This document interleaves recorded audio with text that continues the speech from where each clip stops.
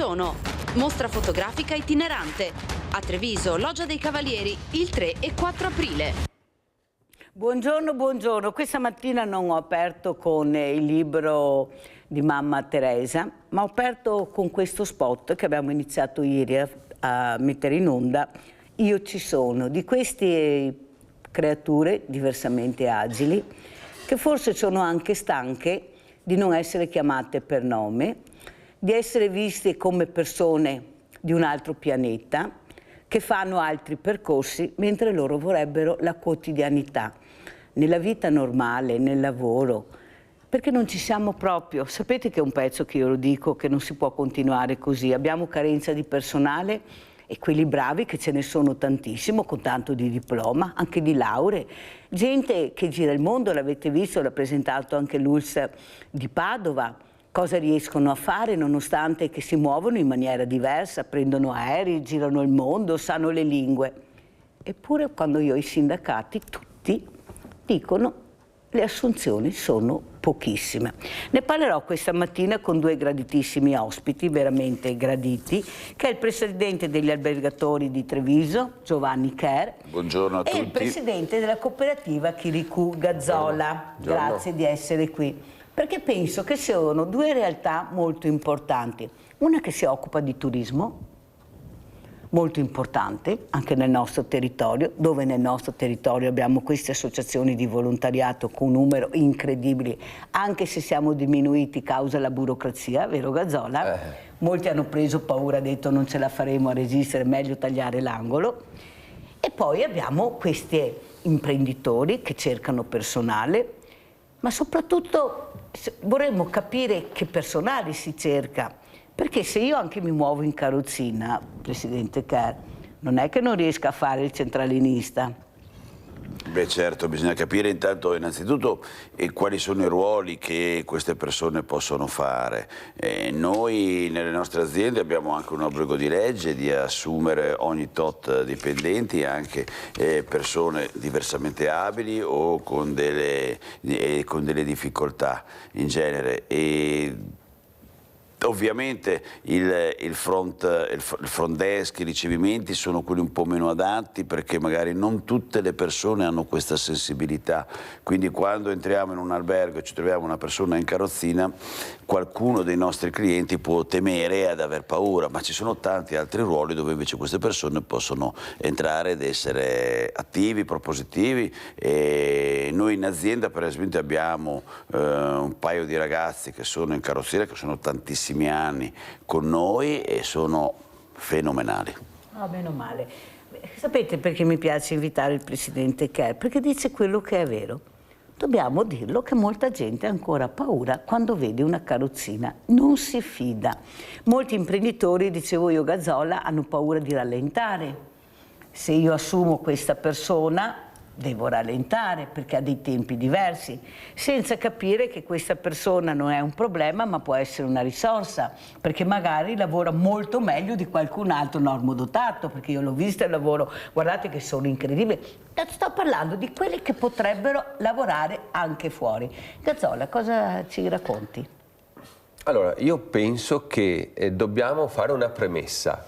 Qui non stiamo parlando di un privilegio per qualcuno. Noi stiamo parlando qui di garantire il diritto ad ogni persona nel nostro territorio italiano di poter fare una vita felice, produttiva, sana e di poter essere coinvolto nelle dinamiche della nostra società. Quindi a mio avviso quello che diceva il Presidente prima è assolutamente vero e ci sono tanti bei percorsi di inserimento lavorativo, di sviluppo e io personalmente, anche se magari non in maniera diretta, ho visto tanti percorsi di poi assunzione di persone con diversi tipi di difficoltà che in realtà hanno veramente portato una marcia in più proprio alla visione dell'impresa, indipendentemente anche in settori produttivi proprio Quindi io credo che tutti noi a questo tavolo dovrebbero essere seduti, però anche le istituzioni, anche coloro che devono facilitare questo tipo di movimento, perché in un tempo comunque dove anche le aziende fanno fatica è ovvio che servono anche figure, io l'ho sempre detto, mancano all'interno delle associazioni di categoria figure competenti nell'integrazione lavorativa delle persone. Perché io non posso aspettarmi che il singolo imprenditore abbia tutte le competenze necessarie, e sono figure che mancano, che sanno mettere assieme i bisogni della persona, vedere anche dove può funzionare meglio e poterle sviluppare all'interno di un'impresa, che sia una impresa ricettiva o di produzione, e che sappia anche inserirlo nel posto corretto e se eventualmente anche quegli accorgimenti necessari per far fare una bella esperienza anche lavorativa. Io credo che queste figure siano necessarie e non le vedo ancora così diffuse. Allora, grazie Gazzola, veramente grazie per queste parole, perché io penso, Presidente Kerr, che siamo pronti, adesso siamo veramente pronti, con progetti, col mondo del volontariato fatto di molti professionisti che possono accompagnare queste persone. E io non ho detto che devono andare da soli, devo vedere chi è, cosa sa fare e come lo posso inquadrare, in quale situazione.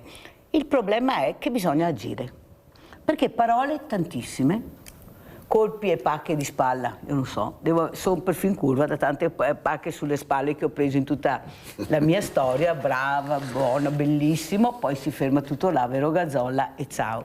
Allora, con questa mostra abbiamo coinvolto i sindaci, giustamente come dice Gazzola, perché sono loro dove le famiglie si rivolgono, sono loro responsabili della sicurezza, della salute pubblica dei propri cittadini e sono loro che hanno questi rapporti con gli imprenditori. Io sono sicura, Kerr, che se chiama un sindaco, gli imprenditori che lui conosce benissimo, quelli che possono dare, ce ne sono, sapete che danno, perché per carità non vogliono mica dire, però non è possibile che siano sempre i soliti che ne beneficiano. Cioè sarebbe meglio anche allargare un pochino, no? Siamo talmente in tanti, un pochino per ciascuno non fa male a nessuno e fa anche rima. Allora, Presidente, cosa dice se con questa mostra riusciamo a far capire, sono i genitori che parlano, sono loro che l'hanno organizzata. Il titolo, Io ci sono, è stato fatto da questi ragazzi che lei vedrà nelle foto, sono loro che hanno questo titolo che con 3 parole dice tutto. Guardate che io ci sono, accorgetevi di me. Cosa pensa? È il momento che si può agire, secondo lei, Presidente? Ma io credo che andare a sensibilizzare l'opinione pubblica, andare a sensibilizzare gli imprenditori in questo specifico caso sia la strada corretta, perché abbiamo visto, ne parlavo un attimo fa, l'organizzazione delle Paralimpiadi. Mettete per cortesia la foto se potete, prego, prego. Le Paralimpiadi, no? Le Paralimpiadi, io ho avuto degli amici che erano volontari e mi hanno raccontato la più bella esperienza della loro vita, ma la gente tende ancora a non partecipare, a rifugiare, come se questo fosse una cosa da non vedere, da tenere in disparte, da non affrontare. E quindi è proprio un fatto culturale, bisogna lavorare più sul fatto culturale, sulle persone e anche su noi imprenditori, non dobbiamo temere, non è una difficoltà, ma anzi spesso queste persone sono le migliori, questa è la verità. L'ha detto anche lei, quelle che ha assunto sono fantastici. Sono tanti anni che sono con noi e sono fantastiche. Allora Gazzola, questo Io ci sono, anche per far capire alla politica il mondo importante del volontariato, le Olimpiadi hanno funzionato, non le Paralimpiadi, le Olimpiadi, quelle che hanno costato una marea di soldi e dicono che belle, mancaria altro, ho detto anche prima, fossero state anche belle con quello che abbiamo speso, ma quello che veramente traspare è che se non ci fosse stato il mondo del volontariato così organizzato, così preparato ad accogliere, ad accompagnare, non sarebbero riuscite nonostante l'impegno di soldi economicamente. Costo zero, io regalo un bel piumino, non ne serve neanche uno, mi sa che domani un bel piumino. Devo andare a fare volontari. Un berrettino. Ma quello che rammarica è che non sono e non siamo ancora presi in considerazione come dovremmo. Nel senso, io ho avuto un altro presidente di un banco alimentare, Sassaro, che anche lui distribuisce questi generi alimentari, e ha detto una cosa importante, ha detto, sai Mirella, Dal prossimo mese non dirò più quante borse e quanti chili, ma ogni borsa che valore ha dentro in denaro, perché in politica contano i numeri e i soldi. Allora io do questa borsa che pesa tot, però questa borsa in valore di soldi è questo. Perché non siamo ascoltati? Sembra che siamo così. È vero, tu che fai parte del mondo del volontariato, che con tanta fatica anche tu ci sto a fare fatica, vero? Magari tutti i giorni non sarebbe anche male, dicomi, magari no, una volta ogni 2 all'anno. Prego, Gazzolla. Sì, esattamente, che quest'anno saranno più di 1000 i ragazzi che parteciperanno. E più i volontari, eccetera, e giovani e meno giovani. Io credo una cosa, c'è ancora tanta strada da fare. Purtroppo anch'io devo denunciare il fatto che eravamo una regione che era, diciamo, un esempio in termini anche di attività di volontariato, di ore spese da questo punto di vista, e stiamo retrocedendo anche dal punto di vista poi anche europeo. Nel senso che secondo me la strada deve essere un'integrazione e anche un ruolo dell'ente pubblico nella valorizzazione, nel creare un ponte tra le attività che vengono fatte nel territorio e la partecipazione di tante persone che si mettono a disposizione, quindi professionisti e non, perché in realtà poi alla fine il nostro paese, io credo, si regga per le tante tempo di volontariato che molte persone dedicano, l'infermiere che si ferma dopo il turno, l'educatore che fa quell'attività in più, quelle telefonate fuori orario, ma io potrei elencare una quantità enorme di persone che continuo a vedere.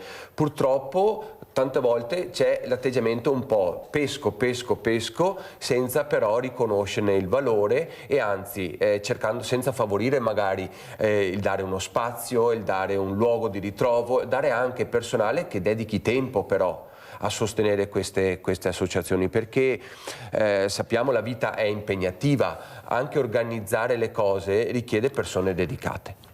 Molto chiaro e grazie Gazzolla. Lo dico io, dei primi posti siamo 18esimi, ecco. Per chi non lo sa, dal primo posto che eravamo qua proprio nel Veneto siamo 18esimi, e questa la dice lunga su quello che è successo da quando è successa la pandemia poi, e soprattutto la burocrazia, questa burocrazia che qualcuno deve fermare perché veramente ci sta soffocando. E io lo dico sempre che dobbiamo pagare per fare i volontari, cioè paghiamo per fare i volontari, una roba da non credere, dobbiamo girare col commercialista, col notaio, non so se è una cosa normale. Senza contare che il mondo del volontariato è fatto specialmente da diversamente giovani. Queste sono le persone che fanno parte del mondo del volontario. Diciamo dai 40 in su, diciamo dai 40 agli 85, ma sono persone, avete sentito anche ieri, che non hanno nessun problema, anzi, per loro è vita. Però mi dico, Mirella, io non vado a fare lo stage, anche no, sa Presidente, Mirella, faccio lo stage per dare la borsa della spesa, anche no. Cioè dobbiamo capire forse chi sei, cosa fai e come ti devo inquadrare. Perché se tutto noi hanno fatto un grande caglierone, hanno messo tutto dentro, c'è il caos totale, tanto vero che anche gli ambiti territoriali tentano a partire, non sanno neanche da che parte partire. Vedremo questo nuovo presidente della regione, Alberto Stefani, che ha le idee molto chiare. Ad esempio ha detto sulle partecipate, niente politici, no. Il nuovo governatore ha detto niente politici sulle partecipati. Cosa dice Presidente Kerr? Siamo partiti con la... Mi sembra ora, mi sembra ora. Vediamo poi se sarà anche messo in pratica, questa è l'altra cosa.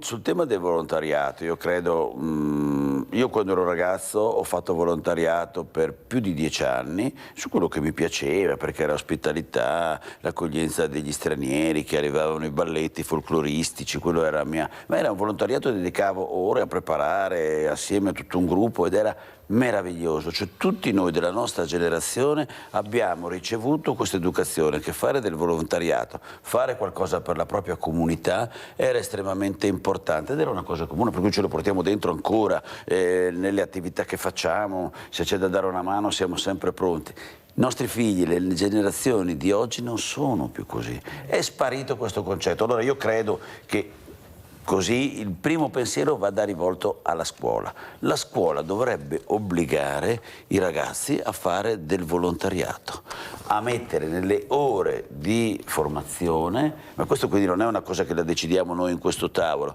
ma si dovrebbe decidere da Roma in giù. No, poi vedremo se avremo questa autonomia, se avremo questa autonomia anche scolastica, dove il volontariato deve essere una cosa obbligatoria per i ragazzi, perché solo facendo qualcosa per passione, perché ce l'hai dentro, si ottiene al meglio e si tira fuori qualcosa di noi stessi che fino a quel momento non avevamo conosciuto. Cazzola sta sorridendo alle sue parole, io anche, perciò condividiamo quello che ha detto questo Presidente, che ha il coraggio veramente di dire cominciamo tutti quanti a fare squadra, un po' per ciascuno, se no non si va da nessuna parte. Rinaldo, vai Rinaldo! Ciao Mirella e buongiorno ai tuoi ospiti. Quanto riguarda la ristorazione e i grandi alberghi, dice dal 60 che conosco i grandi alberghi, che gli porto la roba, va bene? Andavo da miei quando credeva Angelini nel 1960, i grandi alberghi di Venezia, del Lido, li conosco tutti, e confio che sia il meglio, che sia il direttore al meglio, e da Alberto Lito, e da Emanuele Cipriani, qualcosa che ne so, è che cambiava, non è più come prima, una volta c'era i grandi alberghi. Adesso c'è un altro tipo, un sistema diverso, c'è tutti i chef, tutti i coghi grandi, e invece in sostanza c'è poca alla Cipriani, in casa di ridotto, più chef non ne vuole, e voi coghi solo, e ha 92 anni, e è ancora, adesso si è montata a tutti, non c'è più come prima, anche sui costi, su tutto. Anche che qua parto sta gente, la gente che sembra riportarla benissimo, perché una volta i grandi alberghi compravano la roba curata, tegoline, fagioli, spinaci, voleva tutto curato, perché non aveva personale. Noi teniamo personale per partire a voi. Adesso diventa, per esempio, al Daniei, i mari in braghette curte, solo in terrazza al Daniei, in braghette curte, in savate, ma dove è al Daniei? Ma se siamo, le famiglie scaduto tutto, al Lido lo stesso, in Ungheria, tutti i grandi alberghi. Poi purtroppo vedremo le robe da un altro lato, cioè noi vediamo ma su che mondo viviamo? La povera gente, io ho ragione dei signori qua, perfettamente ragione. Chapeau, bisogna fare cavalche tanto di caffè, ma uno che ha bisogno, uno che non è la legge che dopo che l'ho appena detto, dopo tanti dipendenti, ti dà anche uno che purtroppo non funziona, perché Roma non interessa niente di Roma, siamo il Veneto, niente, siamo la Serenissima, dobbiamo insegnare a vivere al mondo, Mirella. Più che siamo ierimo, gli ausiliari qua, Rinaldo, più che siamo ierimo. Grazie Rinaldo, fammi andare avanti e partiamo con questo bel video, Famiglie in Rete, visto che parliamo di famiglie che si sposteranno anche per le festività di Pasqua, non so quante, sentiremo cosa ci racconterà il Presidente Giovanni Cher, perché siamo anche curiosi di capire con le guerre, con pochi soldi, chi si muoverà e che costi ci saranno. Andiamo a vedere questo video, Famiglie in Rete. Il nostro territorio è come un vasto paesaggio, un luogo dove le storie di ogni persona si intrecciano, creando una geografia unica di relazioni e connessioni. Famiglie in Rete è un invito a costruire legami tra persone della nostra comunità, una porta che si apre per ridurre le distanze. Che tu sia una giovane famiglia piena di energia, una coppia con esperienza o un individuo desideroso di fare la differenza, troveremo insieme il filo che potrà intrecciare per rendere più forte la nostra comunità e diffondere una cultura di solidarietà nel nostro territorio. Un aiuto in un momento di bisogno, del tempo dedicato all'altro o un semplice gesto di solidarietà. Ogni connessione che creiamo è un nodo che si stringe e che rafforza il nostro tessuto sociale. Famiglie in Rete, accogliamo il cambiamento, costruiamo un futuro più equo insieme. Partecipa ora e fai la differenza nella vita di chi ti sta vicino. Allora, Mauro Gazzola, bisogna fare rete, abbiamo sentito anche le famiglie devono impegnarsi anche a capire giustamente, il Presidente Kerr ha detto la scuola, la famiglia, però io sono convinta che tutti devono fare qualcosa, la famiglia con i buoni esempi, la scuola con quello che può fare, perché deve fare anche la scuola, e dopo soprattutto col mondo del volontariato. Ecco, dobbiamo unire le forze, perché se ognuno sta diviso, ognuno fa col proprio campanile, vediamo in tanti anni non siamo andati da nessuna parte. Tante ore di scuola, tante presenze anche nelle scuole, però i giovani non li abbiamo, vuol dire che manca qualcosa, che è quella di intrigarli. Intrigarli, giustamente, come dice anche il Presidente Kerr, per provare, possibile che con tutto il mondo del volontariato che c'è, con lo sport, con quello come non c'è qualcosa che ti intriga, anche perché voi non credete, ma guardate che sono pochissimi quelli che non sono bravi ragazzi. Cioè veramente sono pochi. Il problema è che ieri ero collegata anche con Taranto, con 2 giudici. Il problema è che bisogna andarli a prendere, bisogna farli fare dei percorsi veramente importanti, ma bisogna andarli a prendere, come hanno detto loro, con laboratori, non con parole. Laboratori dove loro iniziano a capire che bisogna anche lavorare, bisogna creare, perché molti hanno anche creatività ma non lo sanno, perché magari non sono colti ma sono eruditi, però non lo sanno. Perché la scuola fa fatica, perché con le ore avete visto, adesso è deserto nelle strade, avete visto?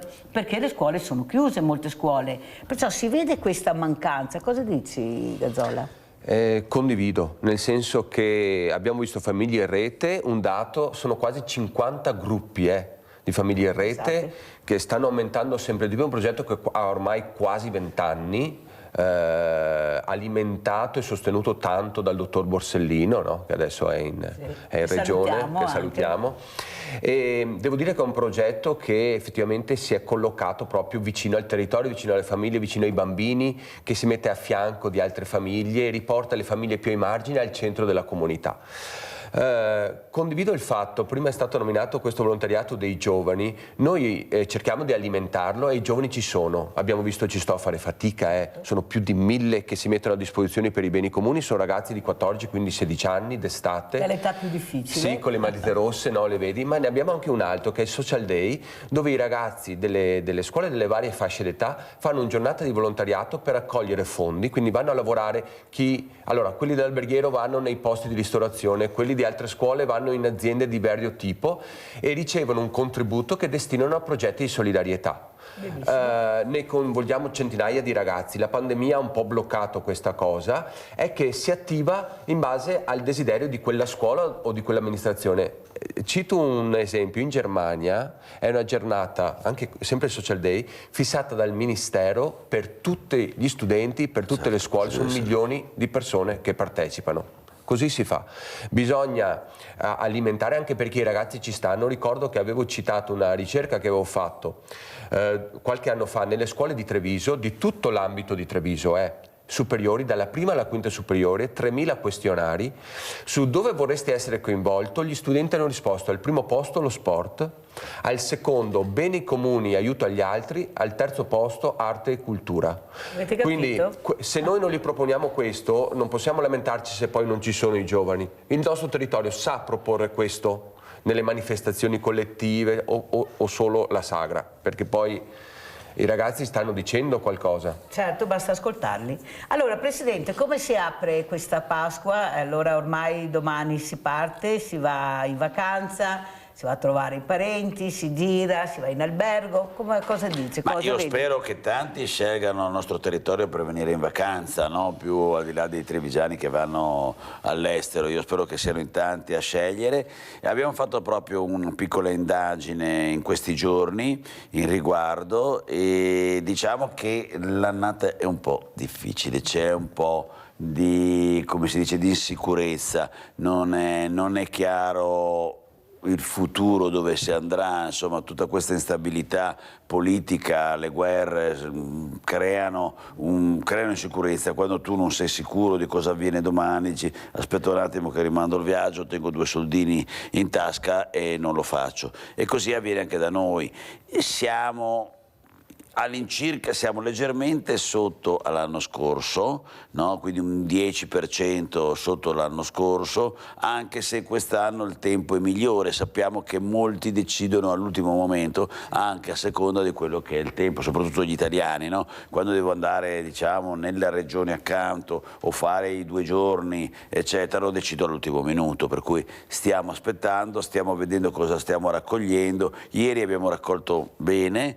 Oggi vedremo stasera un po' i numeri che ci danno di raccolta, ma tendenzialmente è questa un po' la situazione.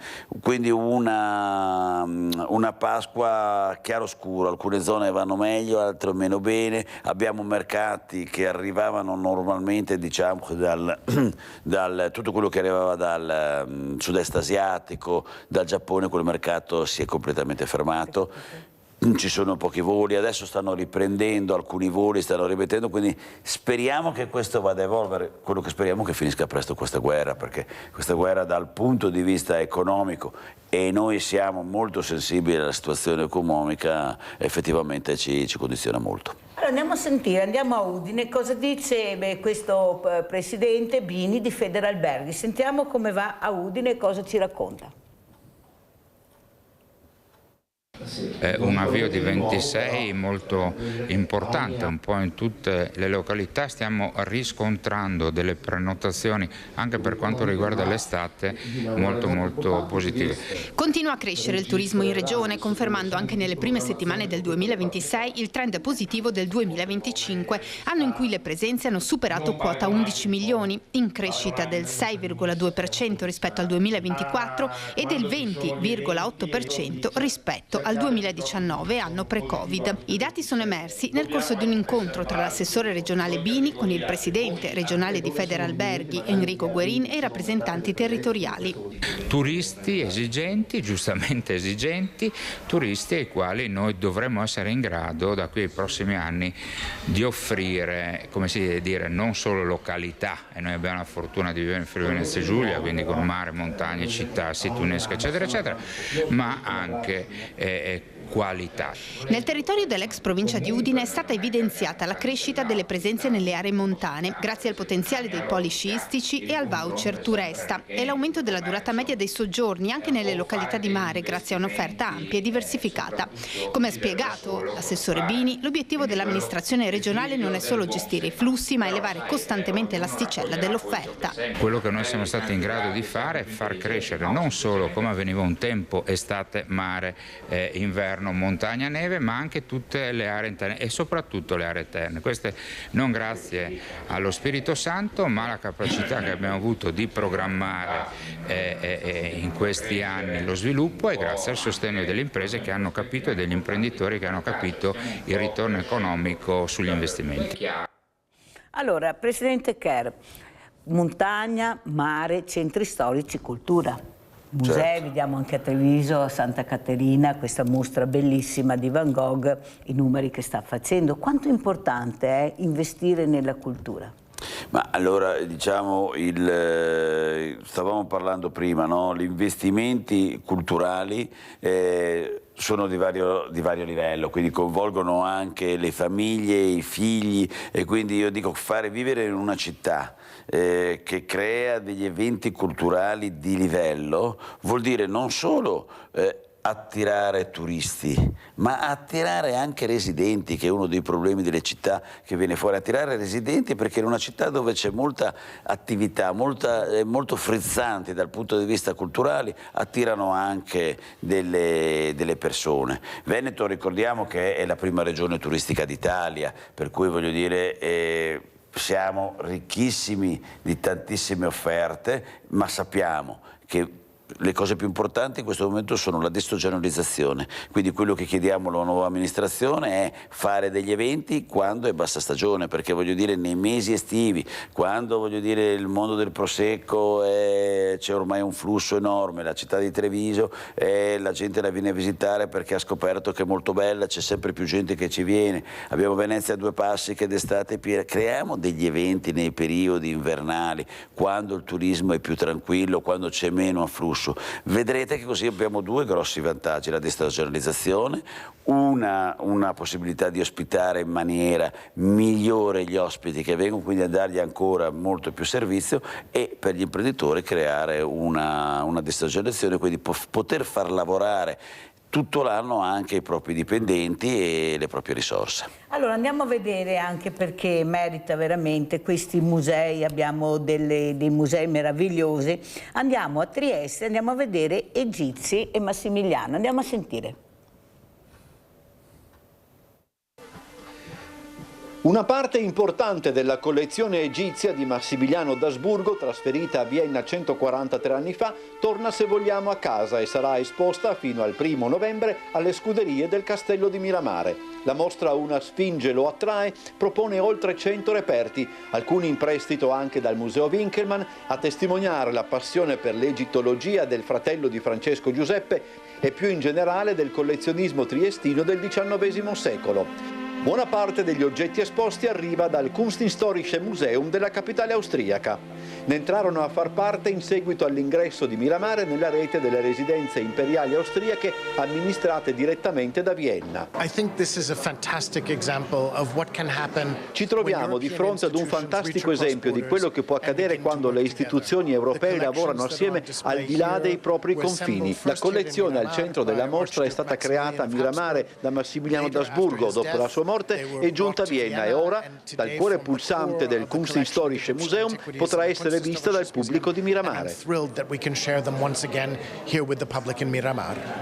L'esposizione è stata curata da Massimo Osanna, a capo della Direzione Generale dei Musei Statali, Cecilia Bischoff e Michaela Hüttner del Kunsthistorische Museum e Christian Greco del Museo Egizio di Torino, che così spiega perché l'antico Egitto esercita sempre un fascino particolare. È da quel momento, quindi, da quando si studiano le prime pagine di storia, quando si capisce che studiare la storia non è un orpello, non è un'erudizione, ma è capire chi siamo noi, e l'Egitto si pone davvero al centro. Poi ricordiamoci anche, se vogliamo citare Plinio, che l'Egitto è l'unico paese che conserva ancora una delle 7 meraviglie del mondo antico, la piramide di Cheope, che si erge ancora a Giza e che ci riporta a quel passato lontano che era già lontano per i greci e per i romani. Fra le iniziative collaterali, un programma di attività educative pensato per coinvolgere le scuole in una serie di workshop destinati ad un pubblico più adulto.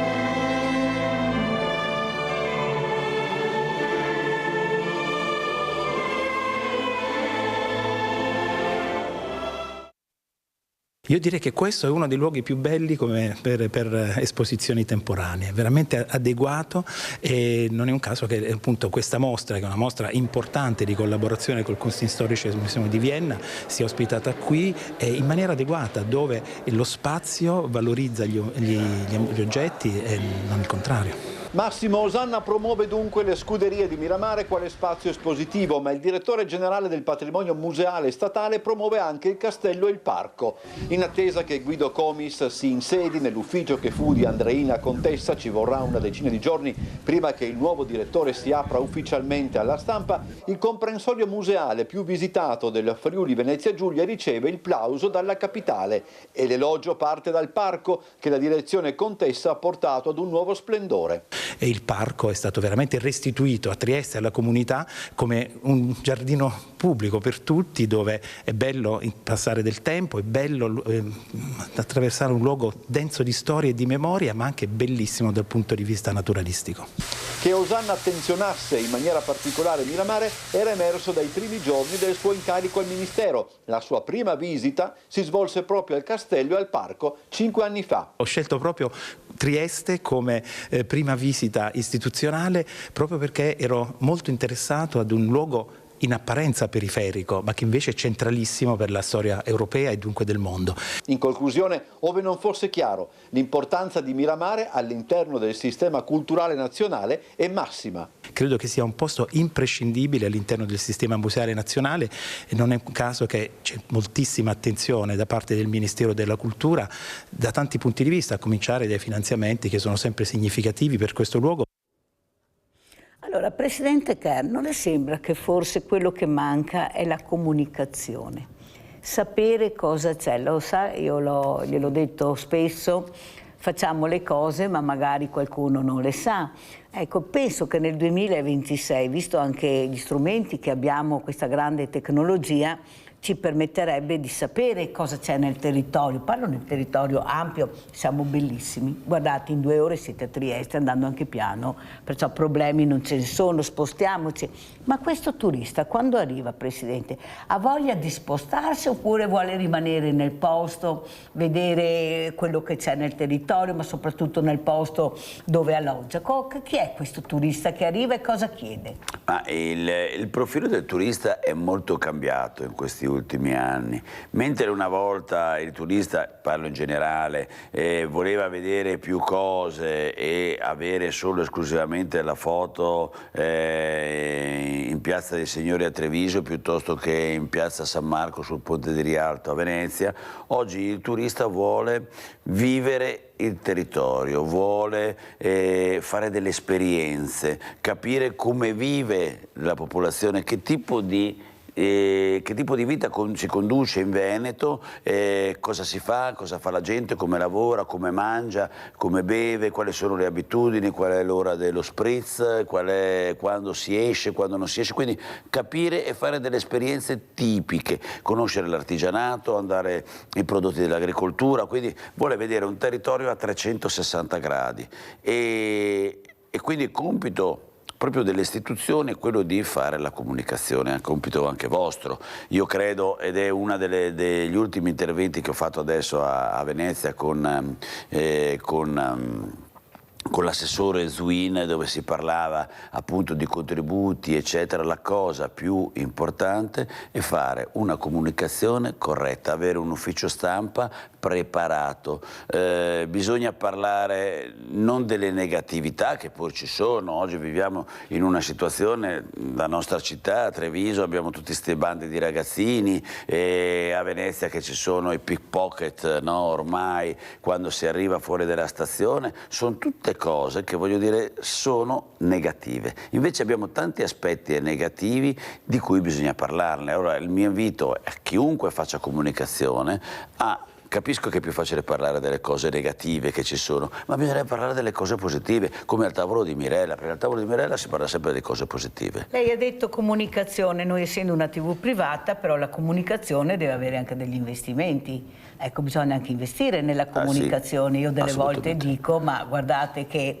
una grande ditta quando vuole lanciare un prodotto va in televisione, non c'è niente da fare, perché gira e rigira, però giustamente bisogna che l'imprenditore anche capisca a 360 gradi l'importanza di investire nella comunicazione, perché io ho tanti sindaci, delle volte che parlo, ho fatto, poi arriva la telefonata da casa e dico: sindaco, io non sapevo mica che avevo fatto questa cosa, ma magari sarei anche venuta. Ecco, l'importanza della comunicazione anche nel mondo del volontariato, Gazzolla, e soprattutto la cultura. Con questa mostra che noi facciamo, i genitori soprattutto, io in particolare, non ho voluto abbinare all'assessore al sociale, cioè il sociale, ma l'assessore alla cultura. Siccome tutti parliamo di cambiamento culturale, ho trovato giusto appoggiarci agli assessori alla cultura, sindaci e assessori alla cultura, proprio per cercare di fare questo cambiamento culturale, perché sono anni che ci rivolgiamo al sociale ma passi non ne abbiamo fatto tanti, perciò proviamo a vedere se con la cultura, io sono dell'idea che salverà il mondo, la bellezza, la cultura, l'arte, salverà, se ce lo lasciano, perché bisogna vedere se ci lasceranno anche questo. Cosa ne pensa? E questi ragazzi coinvolgerli anche con la cultura, andare a visitare questi alberghi meravigliosi, vedere volte sono delle opere d'arte e bisogna fare i complimenti anche a questi imprenditori che hanno investito, hanno anche ristrutturato queste perle meravigliose. Lo so che non sono alla portata di tutti, ma almeno vederle magari non sarebbe male. Ecco, coinvolgere anche i ragazzi sulla loro storia, perché anche questi alberghi hanno delle storie pazzesche. Ho una bella storia da raccontare. Beh, anzitutto io condivido assolutamente, anzi, se posso fare un appello per i minori in generale, i bambini, l'accesso alla cultura che sia gratuita e per tutti, perché altrimenti diventa un'altra occasione di discriminazione su chi ha le possibilità e chi non le ha. E invece deve essere accessibile a tutti, soprattutto ai veneti, per il loro territorio, no? ok? A me colpisce sempre quando vedo turisti, sono meravigliati di ogni angolo che vedono, cioè è una cosa incredibile vedere i loro occhi quando girano per il nostro territorio. Mi è capitata un'esperienza quest'estate, ero a Fiera di Primiero, dove fuori di uno stabile storico c'era una ragazza che faceva i compiti, una studentessa di quarta superiore, così. E gli ho chiesto che cosa stava facendo e mi ha chiesto se volevo visitare, era una volontaria.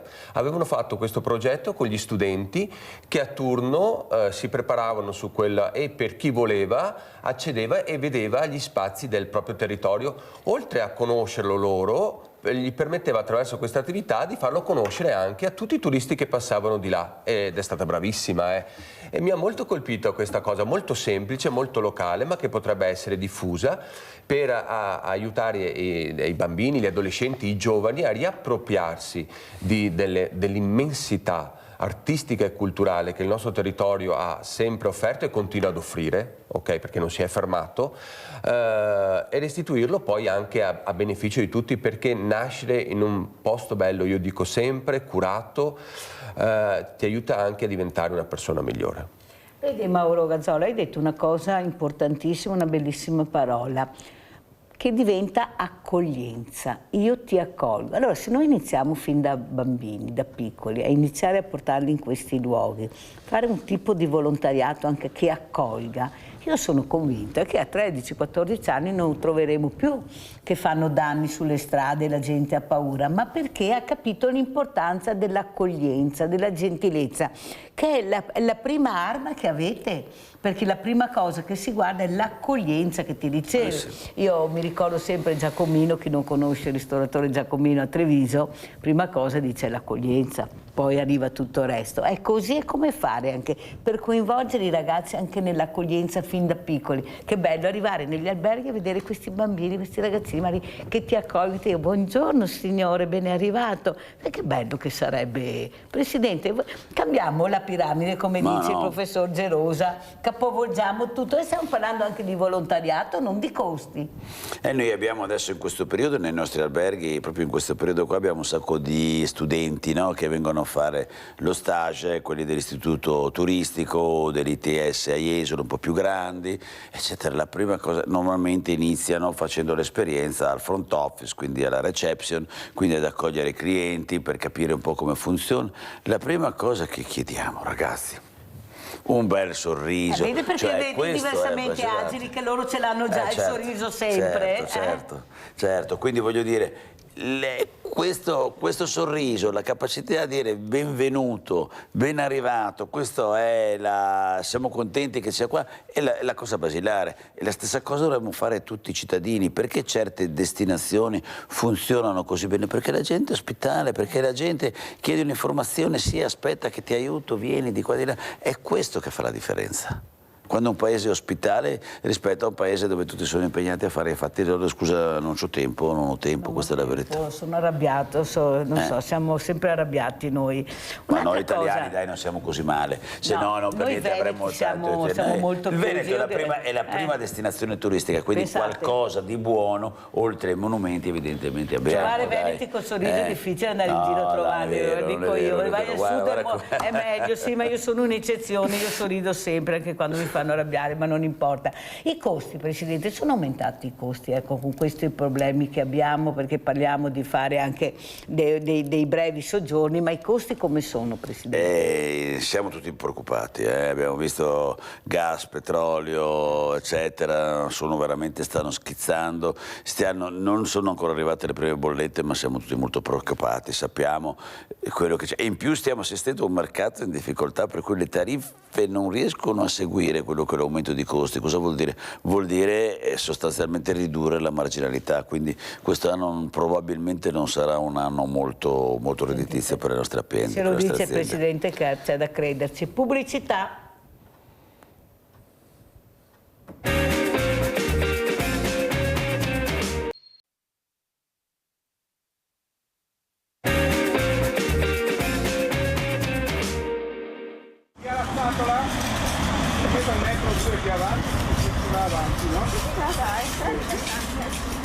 Una volta viene avanti.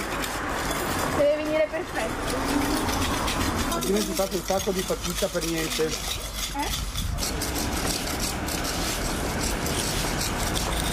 Un po' ne va. Esatto. Dai.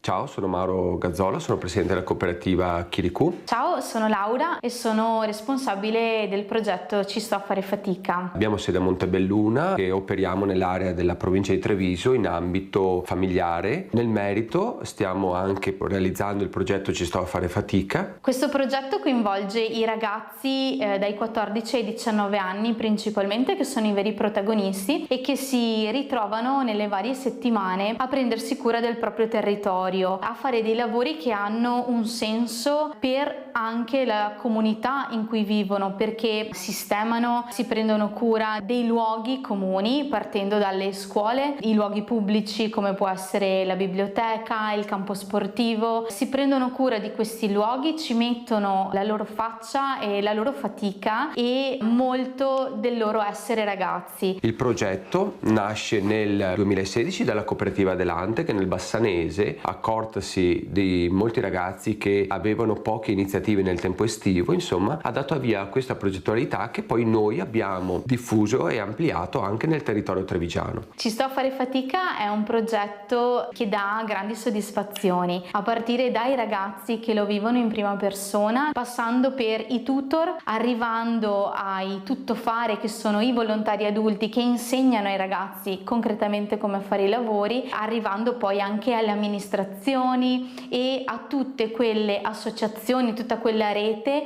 che si crea nella programmazione e nell'attivazione di questo progetto nei vari territori. Attualmente, quindi, Ci sto a fare fatica coinvolge più di 1 migliaio di persone. Il progetto mette in relazione più generazioni tra di loro in un obiettivo comune, dà valore alla fatica come espressione positiva del proprio fare e come modo per raggiungere degli obiettivi positivi assieme ad altri ragazzi, dà valore al gruppo, quindi a questa dimensione fondamentale in questa fascia d'età, e dà valore al tema della trasmissione dei saperi. È bello vedere i ragazzi che durante questo periodo, in queste settimane, stanno insieme, lavorano insieme, fanno squadra, si divertono, creano delle bellissime occasioni per raccontarsi. Un saluto da Laura, vi aspettiamo il prossimo anno per una nuova e sempre più grande edizione di Ci sto a fare fatica.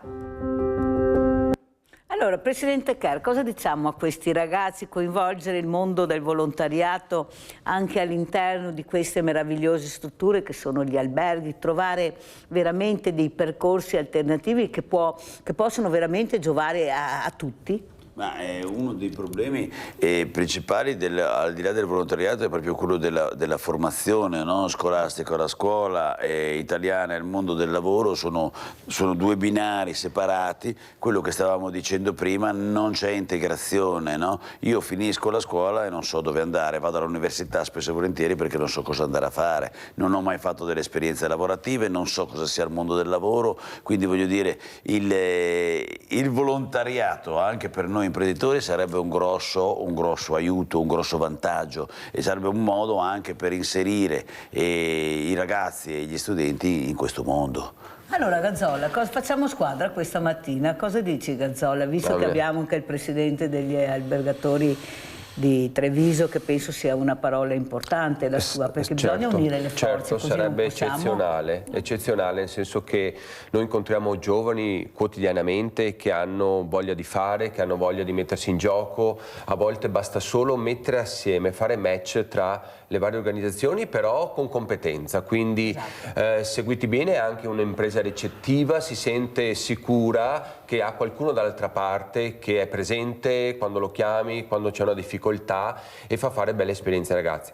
Tra l'altro questo progetto l'anno scorso ricordo che erano 1300 gli iscritti, più 200 tra persone adulte, giovani e anime. Quest'anno credo che supereremo numeri veramente elevati e sono giovani. Quando parliamo dei giovani dobbiamo ricordarci che loro nelle giuste condizioni ci sono e ci stanno in un certo modo, quindi ovviamente anch'io l'appello, poi le notizie, quelle negative, fanno sempre tanto rumore, però queste sono silenziose ma piano piano coinvolgono e cambiano realmente il territorio dove vivi. Allora Mauro Gazzola, poi non iniziamo a fare squadra anche agli orti sociali del Parco dello Storga dove io ci sono, perché quello che vedo è che praticamente ci sono questi ortolani meravigliosi, questi settantenni, ottantenni, ma con un sapere incredibile, che andrebbero messi assieme, secondo me, a questi ragazzi, a questi bambini, per insegnare loro cos'è la terra, cosa si coltiva, le stagioni, il tempo.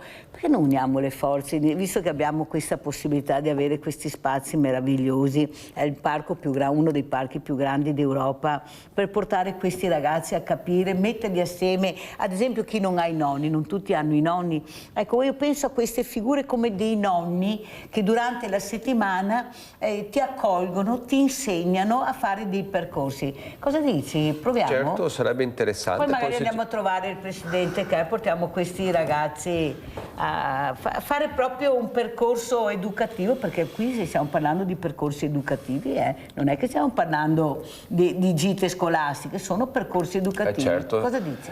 Noi facciamo esperienze simili con questa tematica con la fascia dei più piccoli, serve la collaborazione della scuola, però anche il monitoraggio. Ma adesso finisce la scuola? Sì, bisogna coinvolgerli in qualche modo e pescarli, insomma. No, che dopo non sentiamo soliti costi, il costo dei trasporti, perché abbiamo anche associazioni di volontariato che hanno anche i pulmini, eventualmente se no si possono prendere anche delle corriere, vedo che...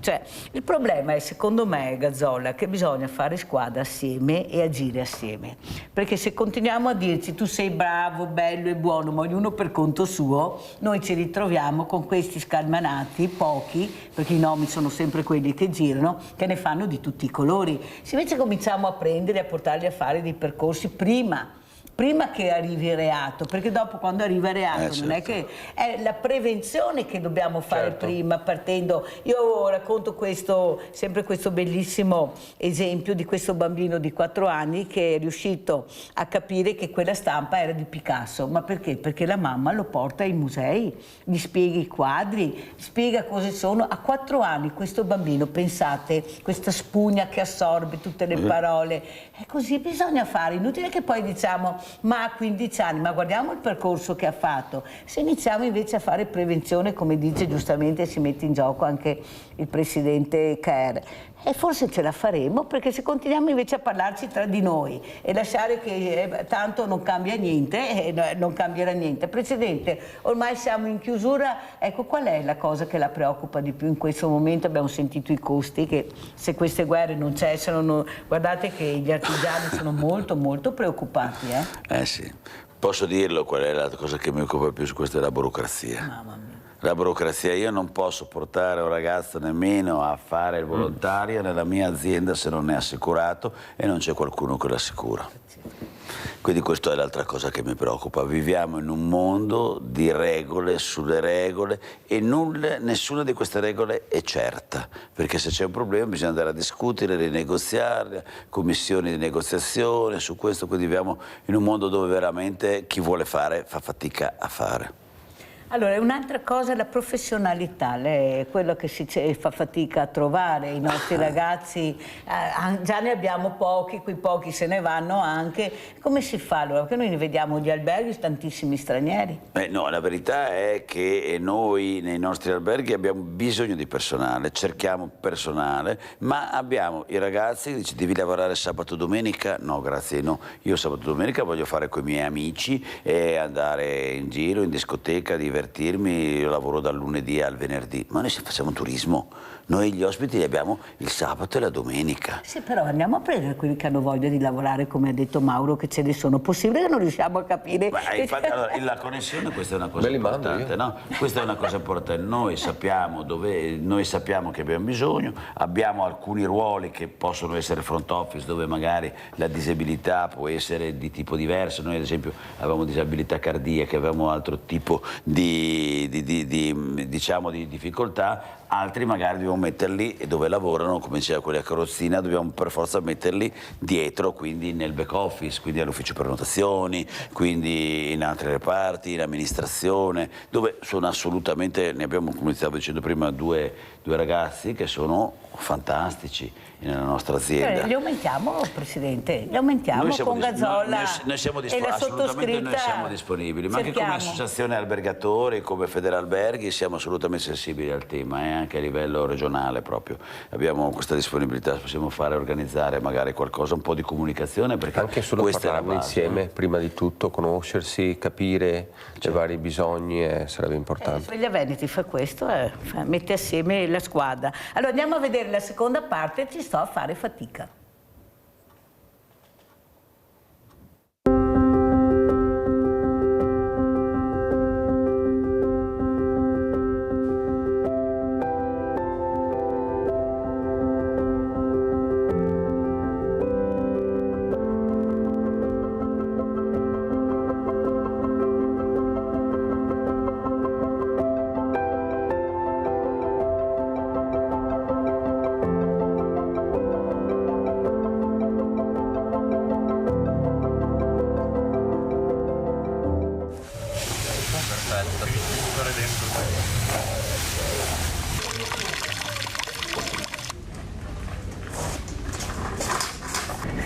Piano, perfetto, ok.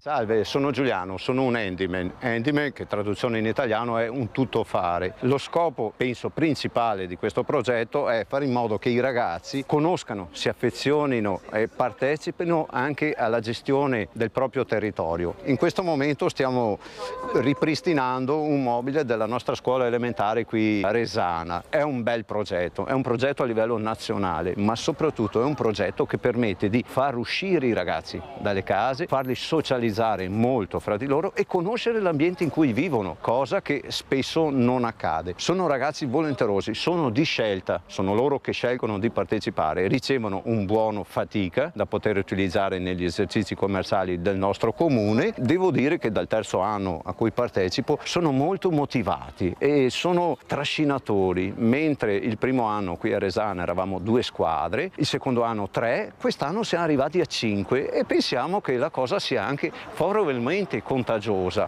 è positiva. Vediamo ragazzi che sorridono, che si impegnano, partecipano anche con la musica e lo fanno con piacere. A noi piace questo progetto.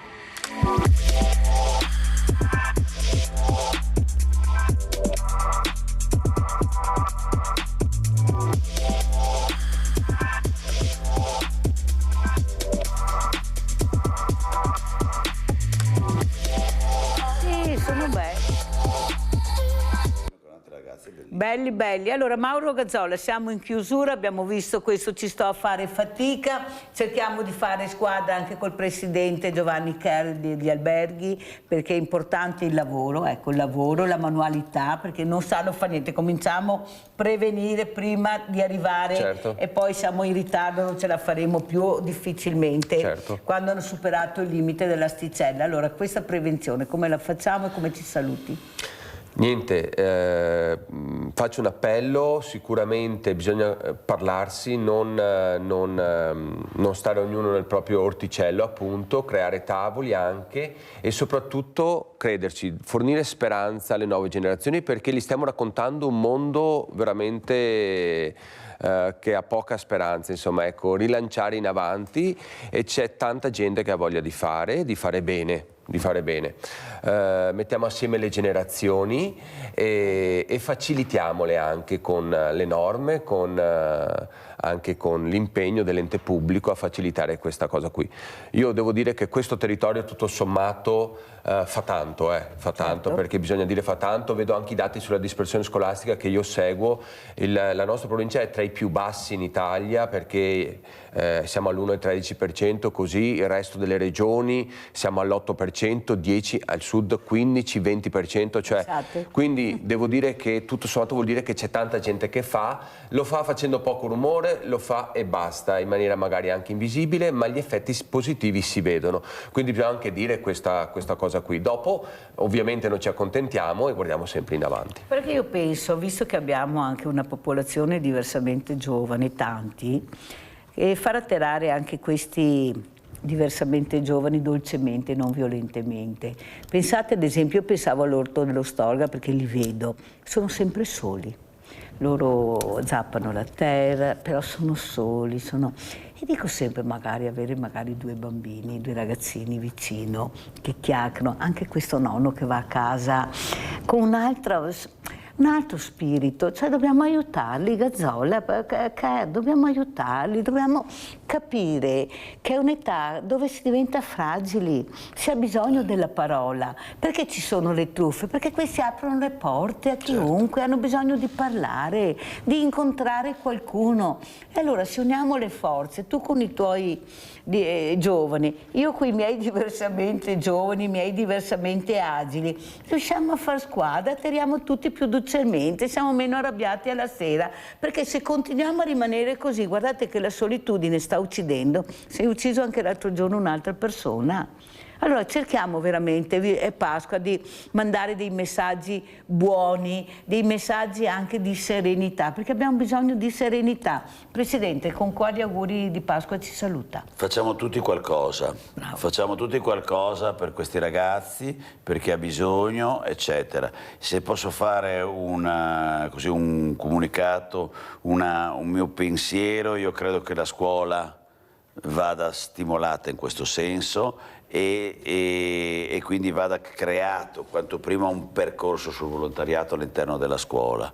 E l'altra cosa che chiediamo appunto al COSO, semplificare questa burocrazia che oggi ci rende veramente complicato avere anche a titolo gratuito un ragazzo nella nostra azienda. Più chiaro di così, grazie a Mauro Gazzola, questa cooperativa Chiricù meravigliosa, grazie a Giovanni Kerr, presidente degli albergatori di Treviso e non solo, grazie pubblicità. Grazie.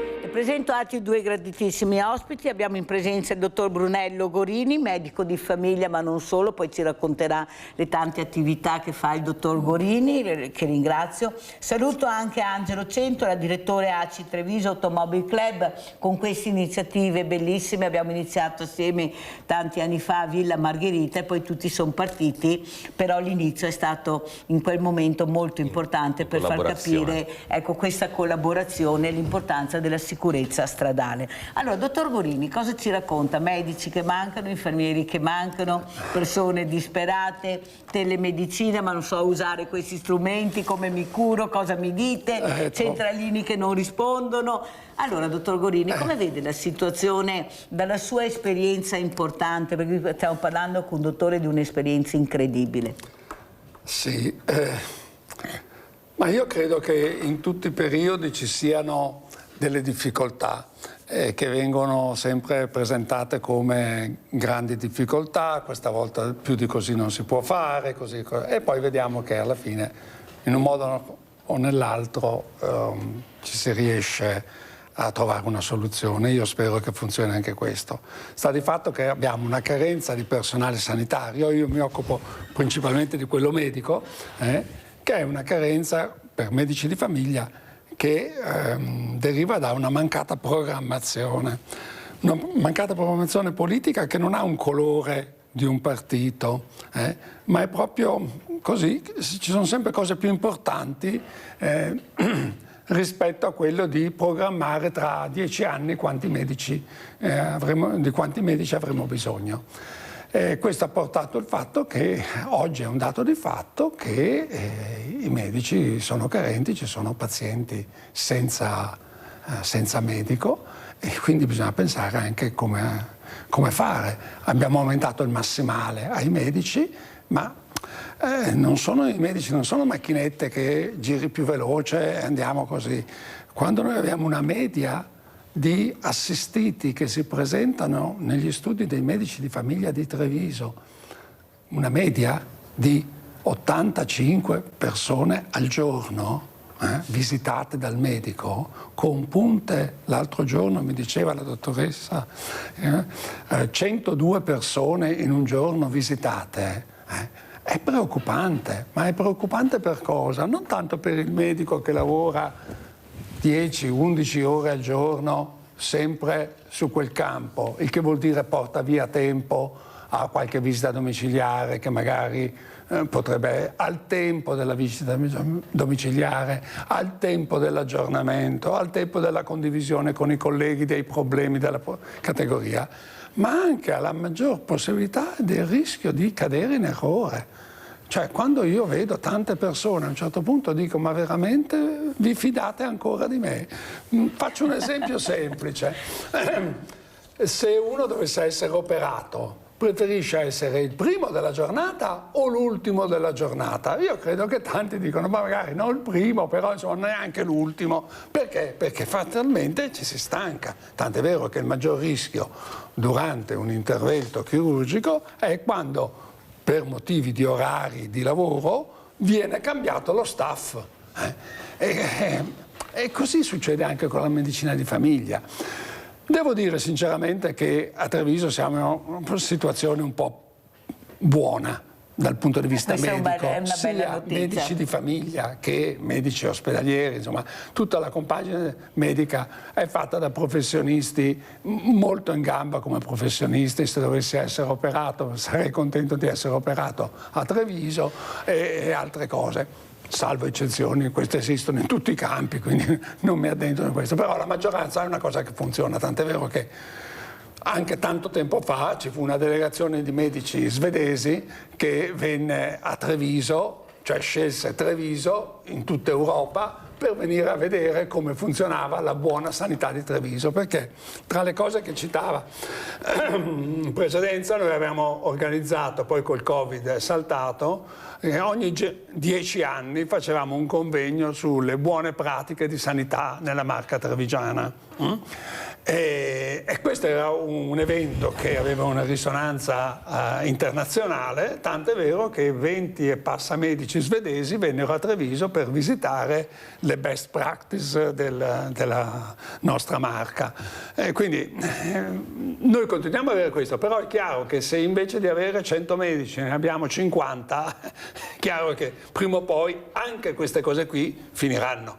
Quindi noi adesso stiamo concorrendo per aumentare i numeri, per cui tra 10 anni avremo un esubero di medici.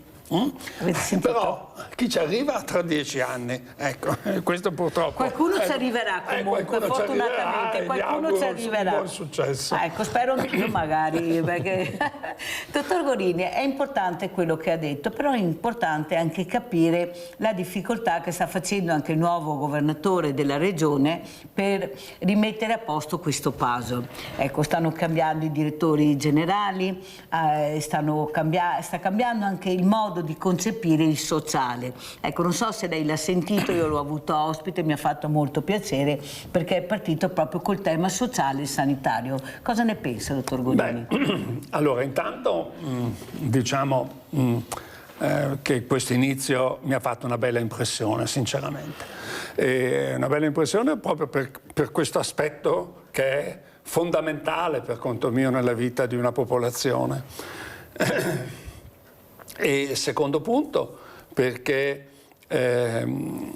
noi come medici abbiamo un ruolo sociale che ci viene riconosciuto non economicamente, ma non è quello il problema, ma ci viene riconosciuto perché in tante occasioni dobbiamo segnalare o vogliamo segnalare delle situazioni di disagio.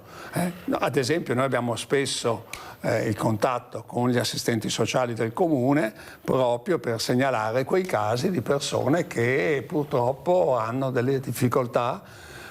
Ultimamente abbiamo avuto difficoltà con persone che non reputano di essere in difficoltà, perché certe volte è più semplice il caso grave dove si agisce perché è grave, bisogna fare qualcosa, e molto meno in quello che dice no, io non ho bisogno che vengano a farmi le pulizie a casa perché pulisco, non ho bisogno di qualcuno che mi faccia da mangiare perché mi mangio il panino io così, no? Cioè, e quindi lì è l'opera combinata dei servizi sociali, ma dico sinceramente molto del medico di famiglia, che fa capire che è anche insegna, passatemi il termine dell'insegnare, insegna ai familiari certi modi di comportarsi, del tipo mi aiuti per favore a pulire qui? E la persona anziana sì, anche se sappiamo che sporcherà invece che pulire, però si sente ancora in attività, diciamo. Ecco, ci sono tutte delle tecniche di questo tipo che non è qui il posto per spiegarle, però cioè, questi sono i casi più difficili ed è un ruolo che il medico di famiglia ricopre, ha sempre ricoperto da quando ancora c'era il condotto, insomma, che segnalavano. Io mi ricordo una volta che mi vennero a chiedere di partecipare a un'attività per il Mato Grosso, che sicuramente aveva bisogno di aiuti, non metto in dubbio, ma che dissi a quello del Mato Grosso, ma scusi, ma sa come sta il suo vicino di casa, cioè il vicino di casa? Lo conosce? Lo conosce, sa che questa persona la carne in tavola non l'ha mai messa?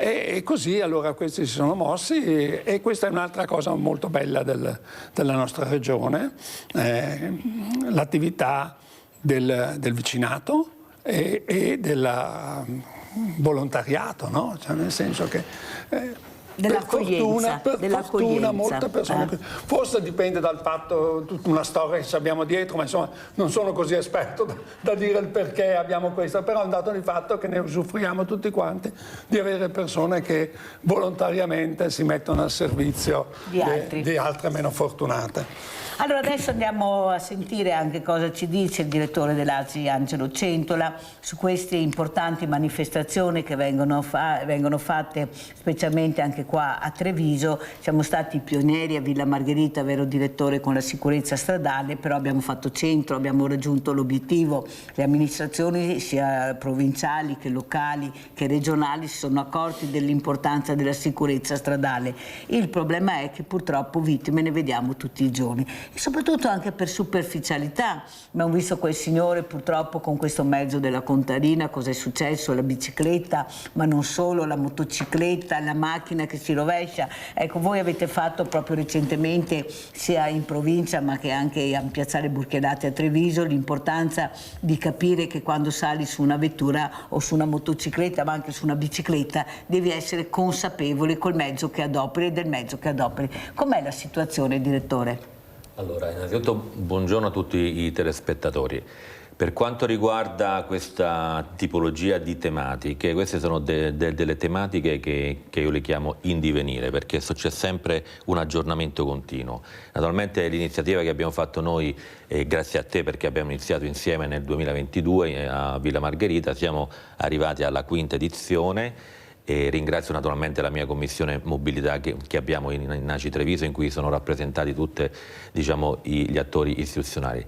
Naturalmente, per quanto concerne questa tematica, c'è una situazione legata a una conoscenza, soprattutto della propria, diciamo, possibilità e consapevolezza di mettersi alla guida di qualsiasi veicolo che possa essere a 4 o a 2 ruote, ma naturalmente bisogna anche sapere gestire dei momenti critici, perché il problema è quello, cioè nel senso, generalmente quando c'è un momento critico noi andiamo d'istinto, invece quando c'è un momento critico molto spesso c'è da assimilare delle informazioni e quindi da gestirle in maniera cosiddetta razionale, cioè nel senso cercare di capire che certe situazioni bisogna gestirle con, diciamo, una concentrazione e con la migliore e, si spera, dovuta e opportuna calma, perché solo così riusciamo a fuoriuscire, tra virgolette, da pericoli che purtroppo la strada a volte ci presenta, perché noi dobbiamo partire anche da un dato quasi diciamo logico, nel senso che la strada, diciamo, lo spazio della strada è quello.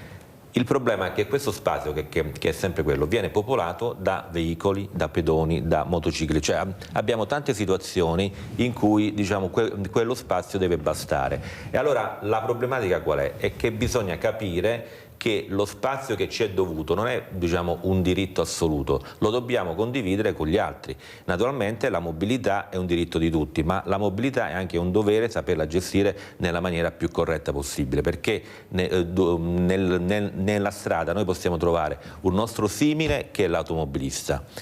Però se troviamo un ciclista o un pedone o un motociclista, istintivamente, questi sono dati statistici, l'automobilista non lo riconosce, quindi bisogna riconoscerci, cioè nel senso che la mobilità è fatta ed è popolata da tanti attori e ogni attore ha le proprie esigenze e le proprie esigenze probabilmente non sono tutte uguali, perché se io guido l'auto e vedo un pedone, io devo sapere e mi deve scattare subito quell'istinto che il pedone lo devo tutelare già dall'auto, perché il pedone è meno protetto di me, piuttosto che il ciclista, piuttosto che il motociclista. Quindi queste situazioni le dobbiamo gestire. Naturalmente l'ideale sarebbe che tutti coloro che frequentano la strada e quindi che sono gli attori della mobilità, ognuno sappia le proprie regole nel proprio ambito e nel proprio, diciamo, gruppo di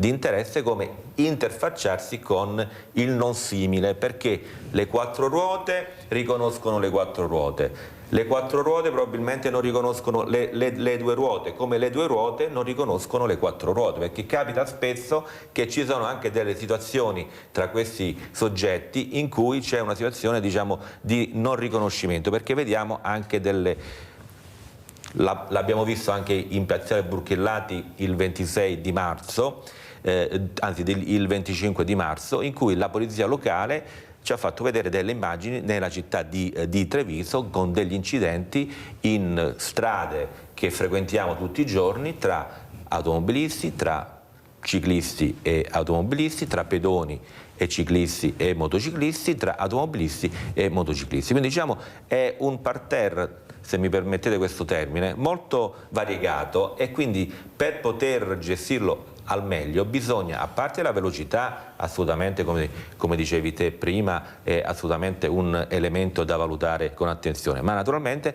la propria consapevolezza che io alla guida di un'auto devo avere attenzione non solo del mio simile, ma soprattutto del mio non simile, perché probabilmente potrebbe avere delle problematiche serie, e quindi tutti i giorni sui giornali ne vediamo e ne leggiamo purtroppo. Allora, datemi per cortesia lo spot che andrà in onda nelle nostre emittenti, ma soprattutto l'importanza di capire chi siamo. Allora, vediamo questo spot e poi vi dirò perché.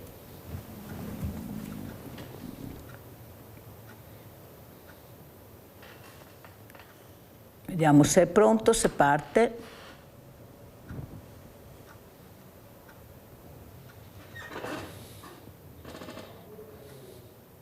Allora, visto che non parte, eccolo qua.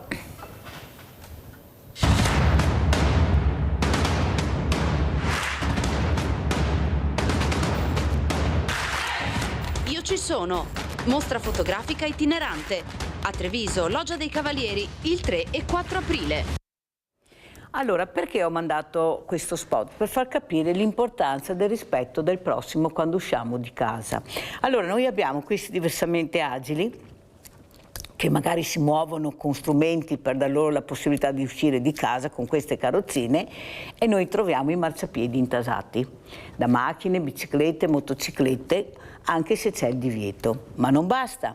Poi facciamo gli attraversamenti pedonali. Noi, quale attraversamento? Ci buttiamo dove capita, noi attraversiamo dove capita e magari abbiamo il percorso pedonale a 3 metri di... ma sono qua, attraverso qua. Non è che dobbiamo fare, dottor Gorini, anche un cambiamento culturale, perché poi arriviamo da lei in ospedale, ecco perché quando veramente una macchina ti colpisce, una motocicletta o anche la bicicletta quando cadi, non è così semplice. Perché siamo così superficiali? Ognuno fa quello che vuole, attraverso dove voglio, corro come voglio, ecco, sicurezza stradale, ma chi se ne frega, anche no.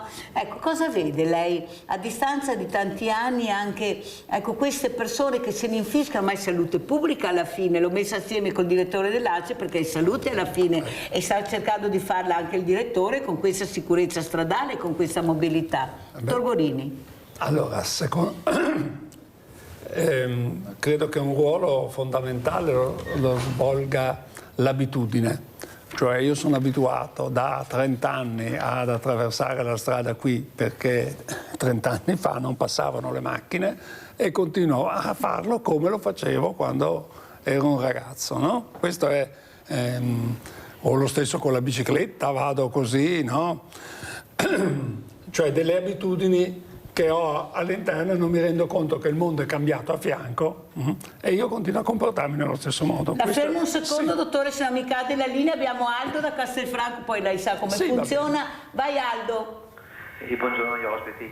Niente, volevo dire al Presidente dell'ACI suggerire un modo per evitare incidenti verso i ciclisti, cioè obbligare a livello regionale, tramite prefetti, questura e motorizzazione anche, tutte le biciclette devono avere il doppio fanalino anteriore e doppio posteriore con batteria separata, cioè 2 e 2, e i raggi obbligatori anche, cioè i rifrangenti anche sui raggi.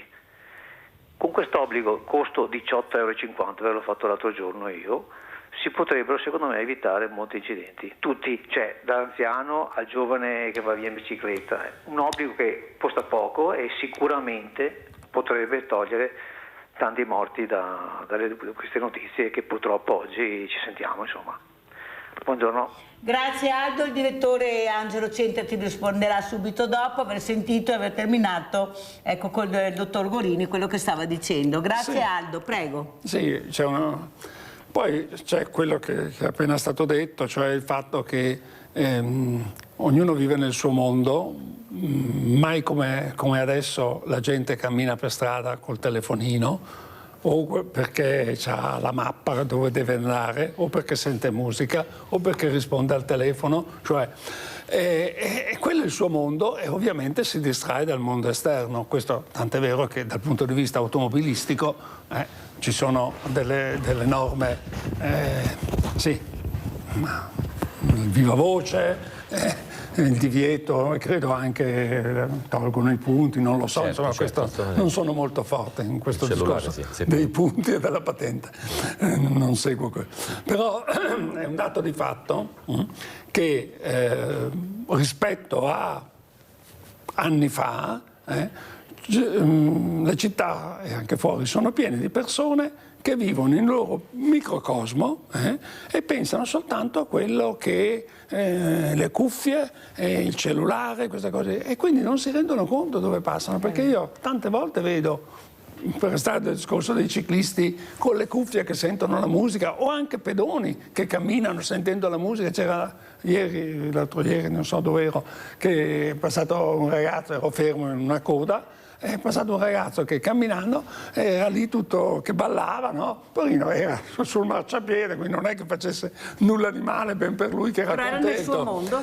Però era nel suo mondo. E questo una volta non succedeva, ma provate a guardare le persone che aspettano l'autobus e vedrete che sono tutte quante, ognuno col suo cellulare.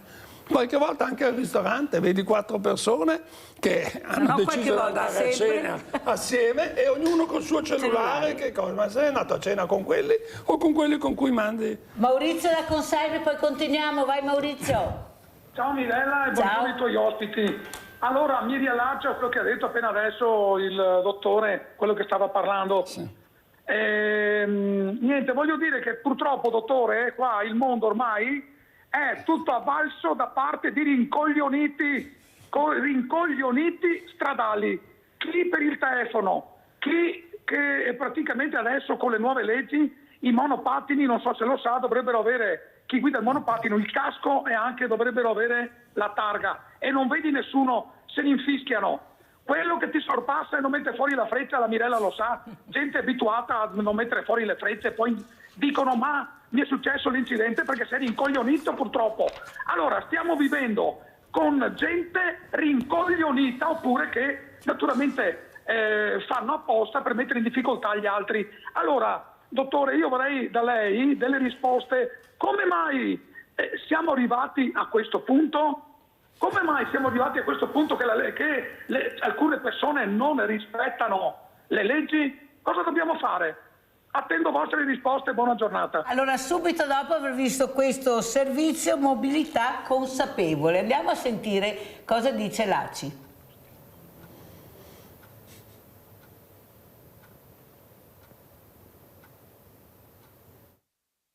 La guida consapevole a tutta età è importante. Naturalmente quest'anno abbiamo affrontato il tema molto sentito dei conducenti over 65, anche oltre over 65, e devo dire che l'approccio e anche l'atteggiamento e anche il riscontro è stato molto positivo, perché ci hanno dato ancora una volta una lezione di guida e di vita. Quarta edizione di Mobilità consapevole nella Marca, un appuntamento rivolto a tutti gli utenti della strada per discutere e confrontarsi sul tema. La strada è un patrimonio che comunque dobbiamo gestire e cercare di mantenere al meglio, quindi con la coscienza di chi sa mettersi alla guida di una vettura, con la coscienza di chi ha rispetto.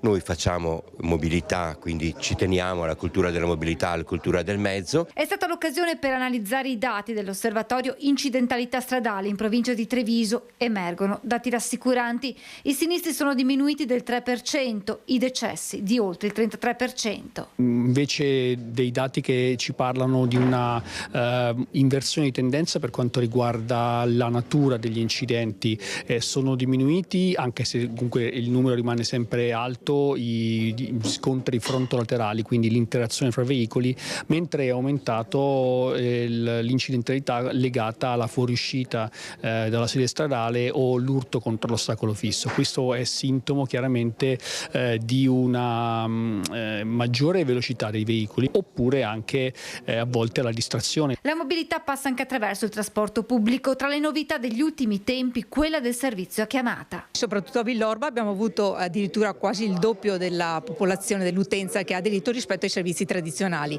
A Treviso abbiamo avuto un'adesione un po' più tiepida, però certamente è un'area sperimentale, quindi non su tutta la città, e le sperimentazioni servono anche per migliorare il servizio. Soprattutto le persone che magari o sono un po' in difficoltà nella guida o sarebbe meglio che non guidassero, questo ci permette loro di muoversi in assoluta libertà, ed è un servizio che sicuramente andrà potenziato, insomma, proprio per andare incontro alle esigenze delle persone che a un certo punto è bene che abbandonino la guida proprio per ragioni di sicurezza stradale. A conclusione del tavolo, consegnati riconoscimenti ai pionieri della guida, automobilisti che da oltre 20 anni non hanno commesso infrazioni al codice della strada, e il premio socio fedele a chi è da oltre 20 anni titolare di tessera associativa ACI. Allora, direttore, cosa diciamo? Questa mobilità consapevole, state attenti a quello che dice il direttore, poi che dirà anche il dottor Gorini, perché guardate che siamo noi i colpevoli, e io però difendo i diversamente giovani, scusatemi, ma io punterei più sui giovani, perché fra poco il rinnovo della patente avranno problemi. Diversamente i giovani sono quelli che forse rispettano di più le norme, quelli che corrono anche più piano, perché qua qualcuno sta passando il cerino, o sbaglio, direttore? Cosa ci dice? Sì, allora è un problema molto affascinante. Volevo rispondere al nostro amico anche che ci dava dei consigli sulla sicurezza dei ciclisti. Sono assolutamente d'accordo. Noi nelle nostre lezioni e negli nostri incontri con i ragazzi diciamo sempre che chi conduce una bicicletta ha il dovere di farsi vedere, cioè nel senso di rendersi riconoscibile. Tutti questi sistemi che probabilmente possono essere anche obbligatori, perché in questo momento il codice non li mette come obbligatori, possono essere dei deterrenti per poter evitare degli incidenti, e quindi assolutamente sì. Come anche vestirsi in maniera adeguata, cioè noi diciamo vestitevi in maniera colorata, perché probabilmente l'automobilista vi riconosce e quindi probabilmente vi vede. E quindi per quanto riguarda invece tutte le problematiche legate alla mobilità, è proprio un problema di riconoscimento, a parte la conoscenza delle regole, quello credo che sia un atto dovuto, però anche è un problema di riconoscimento tra chi frequenta la strada, perché se io riconosco il ciclista, il pedone o il motociclista, perché generalmente io sono solito andare in auto, probabilmente do un contributo affinché questa problematica dell'incidentalità potrebbe, diciamo, diminuire, oppure potrebbe adeguarsi al ribasso. Credo che negli anni precedenti qualche, diciamo, dato statistico era in peggioramento. Devo dire che tra il 25 e il 26 non cantiamo vittoria, però qualche minimo miglioramento lo troviamo sui dati, diciamo, della provincia di Treviso, quindi questo già è un buon segnale. Però naturalmente l'attenzione deve essere al massimo, l'allerta deve essere al massimo, perché la problematica della convivenza e della condivisione del bene, come lo chiamo io, il bene strada, non è facile e deve essere un bene che tutti quanti devono, come dire, avere la percezione che sia una cosa positiva, perché senza la strada non ci possiamo muovere e non possiamo, come dire, concretizzare il nostro concetto di libertà, perché la libertà di movimento, la libertà di poter andare dove vogliamo è un bene molto prezioso. Dottor Gorini, cosa vuole aggiungere a quello che ha sentito? Prego. Sì, volevo rispondere al signor Moreno, se mi ricordo giusto. Maurizio, scusi. Maurizio, sul discorso del casco. E le racconto una storia. Nel casco parliamo dei motociclisti. Il sottoscritto, assieme a una dozzina di medici, fu il primo a scrivere perché fosse introdotto l'obbligatorietà del casco. Nonostante a questo seguirono un sacco di firme di medici, la cosa non venne presa in considerazione fino a quando non ci fu una serie di trapianti di cuore da ragazzi. E allora la politica disse: ma come mai tutti questi ragazzi che donano il cuore, che succede? E scoprirono che erano ragazzi motociclisti che morivano cadendo e battendo la testa, no? Quello fu il motivo per cui abbiamo avuto il casco. C'era una politica sensibile allora? Sì, ha capito che quello che dicevano i medici qualche anno prima, va bene, e se l'avessero fatto avremmo anche avuto meno conseguenze, comunque intanto è stato fatto. Quindi io credo che il ruolo dei medici in particolare, ma anche di altre persone, dicevamo prima il volontariato e così, è proprio quello di segnalare delle idee di che cosa si può fare.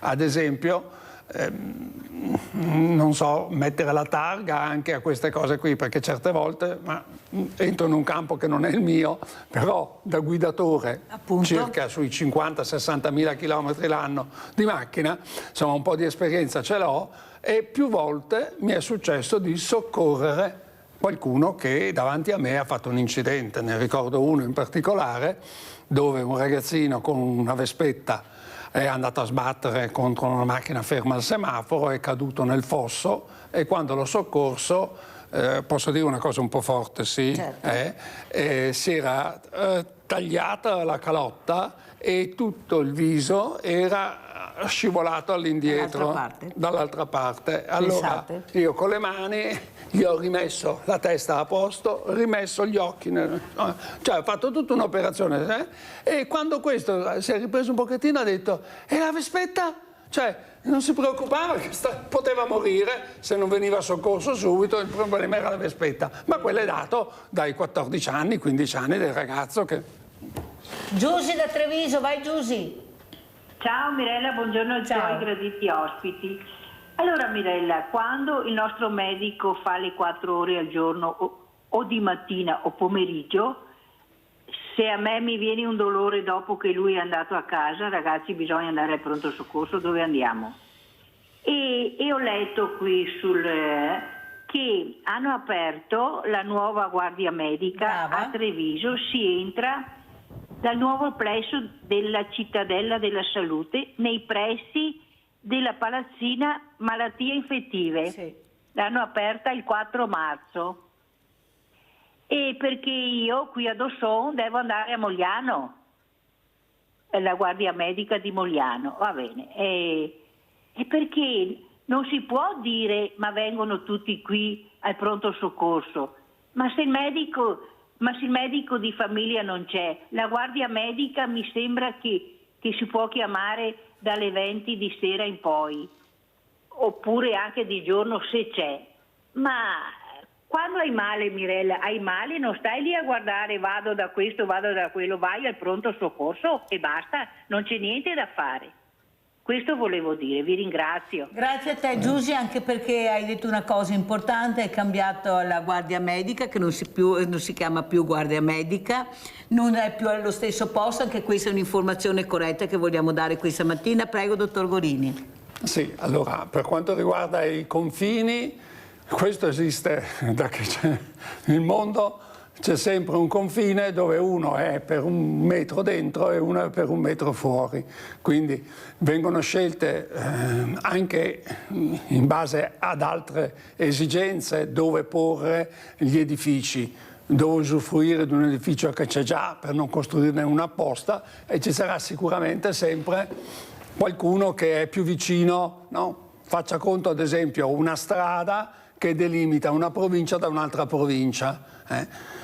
È chiaro che uno dice attraverso la strada e c'ho subito lì un servizio, non voglio dire quale, va bene? Mentre per andare nel mio paese al servizio devo fare 5 chilometri.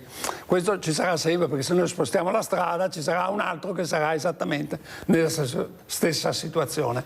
Per quanto riguarda invece il discorso che mi dice il mio medico ha fatto ambulatorio la mattina e il pomeriggio io ho un dolore, beh, bisogna vedere, se permette, anche che tipo di dolore ha, perché di solito chi fa ambulatorio la mattina, il pomeriggio o in tarda mattinata va a fare le visite a domicilio, va bene? Abbiamo incontri anche in azienda sull'aggiornamento delle cose, abbiamo tutto un percorso, diciamo, di back office, si dice adesso, insomma, di quello che non si vede ma che si deve preparare. Lei faccia conto ad esempio che ogni mese noi dobbiamo mandare all'azienda l'elenco di tutti i medici, di tutti, scusate, i pazienti che vediamo e che cosa abbiamo fatto, che cosa abbiamo prescritto a quel paziente. Cioè noi diamo ogni mese un elenco di cose che abbiamo dato tutti i giorni all'azienda, ma dobbiamo ridarglielo in un mese. Questo prodotto va alla regione e poi va addirittura a Roma, un altro prende Italo e va anche a Roma. Sì, quindi per dirne una, ad esempio in questi giorni, il 31 marzo appunto era una data entro la quale noi dovevamo comunicare, udite udite, alla regione il nome mio e le mie generalità, il nome dei miei pazienti, le esenzioni che hanno questi miei pazienti e che patologie hanno collegate all'esenzione, cioè esattamente dati che la regione e l'azienda hanno già. Capite? Cioè, viene Nadia? una norma che dice questo, noi dobbiamo fare anche questo. Aspetti, dottor Gorini, vai Nadia. Ciao Mirella, buongiorno Ciao. ai tuoi ospiti. Volevo dire al dottor Gorini, ma sono oberati i nostri medici, non possiamo pretendere che vengano a casa a visitarci. perché hanno una burocrazia infinita, anche adesso per l'invalidità. Io ho fatto tempo di fare la domanda prima che venisse in vigore questo che è venuto in 1° marzo. Non si va più al CAF col certificato e dopo loro mandano all'INPS. Adesso è il nostro medico che deve fare tutto lui, fare il certificato, mandarlo all'INPS. Dunque questa burocrazia dovrebbero sollevare i medici, no? Dargli... Brava, c'ha ragione. Corretto. Non possiamo pretendere che dopo vengano a casa a visitarci. Sono oberati di lavoro e chi non lo sa pensa che facciano festa dopo aver fatto le ore di ambulatorio.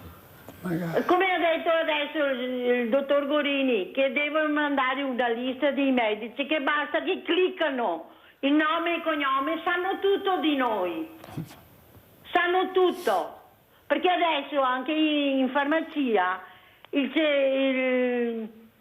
lo scontrino va direttamente all'Agenzia delle Entrate, dunque non scappa niente.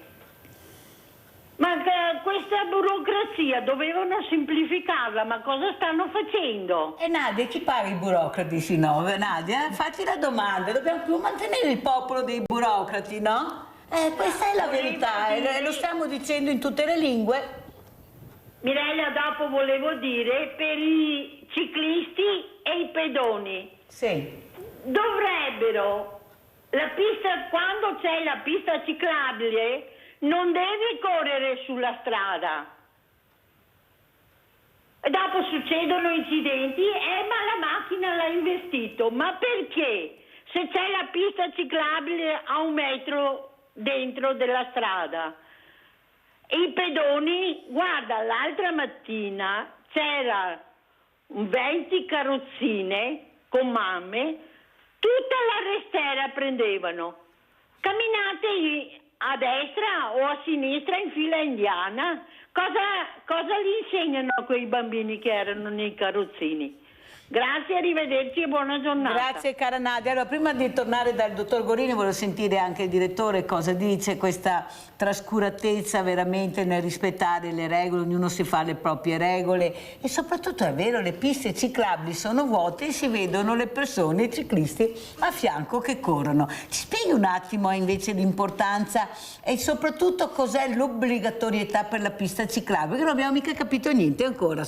Prego direttore. Allora, per quanto riguarda la pista ciclabile, questa è una tematica, diciamo, infinita, perché il problema nasce proprio da quello che dicevamo prima, lo spazio necessario per poter fare la pista ciclabile. Allora, se noi riusciamo a ricavare uno spazio necessario, naturalmente in sicurezza, per fare la pista ciclabile, allora facciamo un'opera utile, naturalmente, a chi è solito utilizzare il veicolo a 2 ruote che va sotto il nome di bicicletta elettrica oppure con pedalata, diciamo, normale.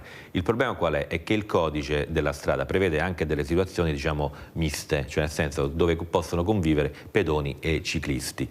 E il problema nasce proprio lì, perché il problema, se tu li fai convivere, allora lì c'è la maturità e la consapevolezza sia del pedone che del ciclista, perché generalmente il pedone e il ciclista sono 2 soggetti che, come dicevamo prima, si dovrebbero riconoscere. E naturalmente il pedone si sente un po' più libero di occupare spazi che probabilmente sono spazi più a destinazione ciclistica, e lì poi nasce il problema. L'episodio, diciamo, che ha citato la signora è un episodio classico, perché ogni tanto anche io ci vado in restiera a fare qualche mia passeggiata, qualche mia corsetta, quindi effettivamente in certe ore della giornata c'è un problema, perché noi troviamo il ciclista, il pedone, quello che fa running, quello che c'è il cane, quello che c'ha, insomma, poi ci sono anche delle situazioni simpatiche che sono molto interessanti, quindi lì è un problema di spazio e naturalmente io sono molto d'accordo con, diciamo, la proposta pratica della signora, cioè se io faccio il pedone mi metto alla mia destra, come se io faccio il ciclista mi devo mettere in una condizione che non crea troppo spazio, perché probabilmente anche andare in fila indiana piuttosto che affiancati qualche situazione la può, diciamo, modificare o la può cambiare. Quindi dobbiamo capire che abbiamo il nostro diritto alla mobilità, ma abbiamo anche un dovere di rispettare anche gli altri nella mobilità, diciamo, di tutti i giorni. Adriano da Campalto, vai Adriano. Sì, buongiorno a tutti, a lei, buongiorno. Mirella, il dottore e il signore. E allora volevo parlare con il dottore soprattutto, no? Per il discorso dell'invalidità. Allora io mi sono trovato una volta che ho consegnato un'amica che era invalida, si può dire quasi al 100%, e sinceramente mi è arrivato un dottore e mi ha detto: le chiedo scusa, Pastor Adriano, perché gli altri dottori, perché è un problema anche fra di voi, perché uno dice una cosa, l'altro dice un'altra cosa, ma dico, se avete studiato dovrebbe essere la stessa cosa, perché se studiate il corpo umano, disabilità e cose varie, dovreste essere sempre d'accordo tutti. Invece vediamo che c'è una sanità soprattutto ambigua, perché neanche fra di voi non vi trovate col discorso di questa benedetta sanità. Ma mettetevi d'accordo fra di voi, però ne parlate fra di voi, ma una volta per sempre, perché qui ci troviamo alla fine che quello ha detto: ma quel dottore è imbranato, ma quel dottore è stupido, ma quel dottore è cretino. Allora il discorso è questo, dopo alla fine chi ci va di mezzo siamo noi, e questo è vergognoso, perché alla fine, essendo che avete studiato per quello, dovreste sapere che il corpo umano è fatto in varie forme. Dopo mi cambio discorso, vado col signore col discorso della pista ciclabile. Allora, il discorso della pista ciclabile è un po' vergognoso, le dico perché.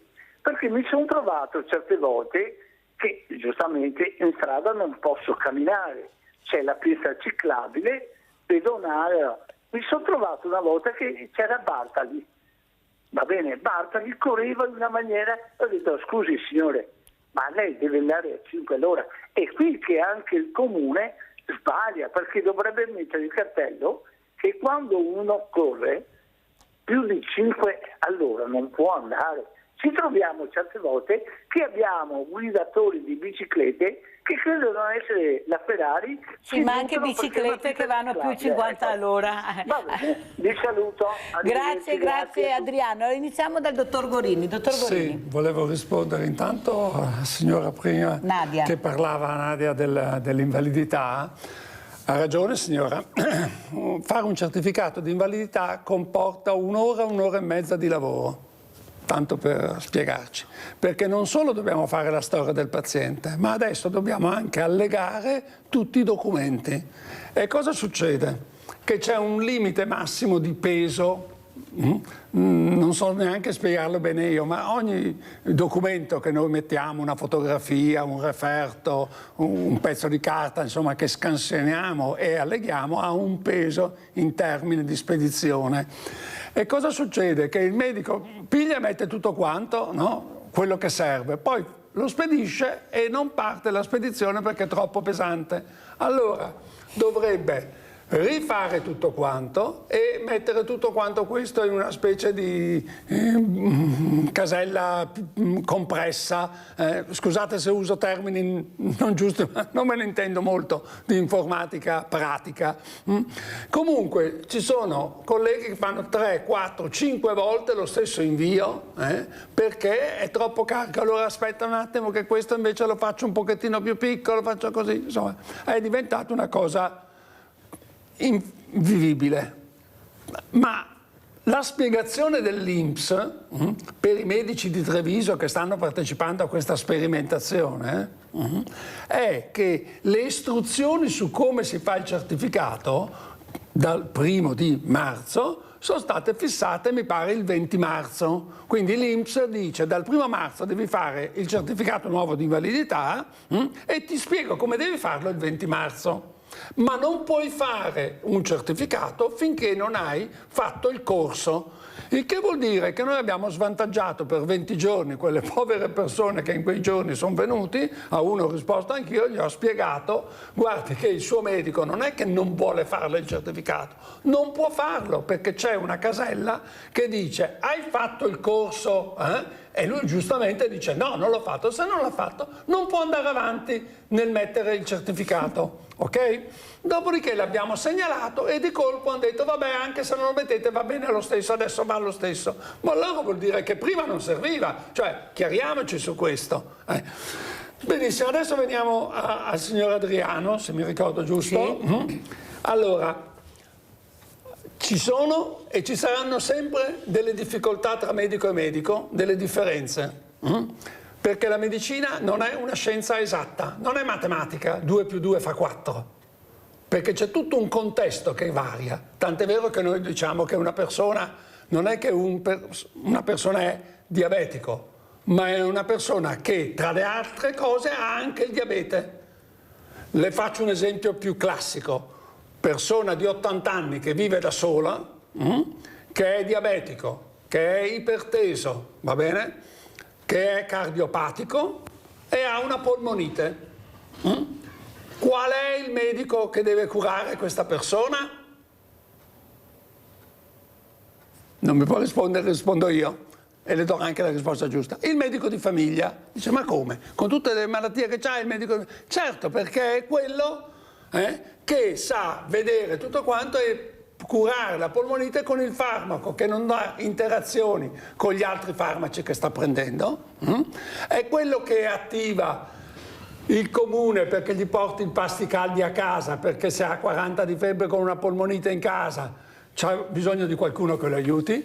Cioè, mentre la stessa polmonite può essere curata con 4 compresse di una persona che ha un'altra età e vive in un altro contesto.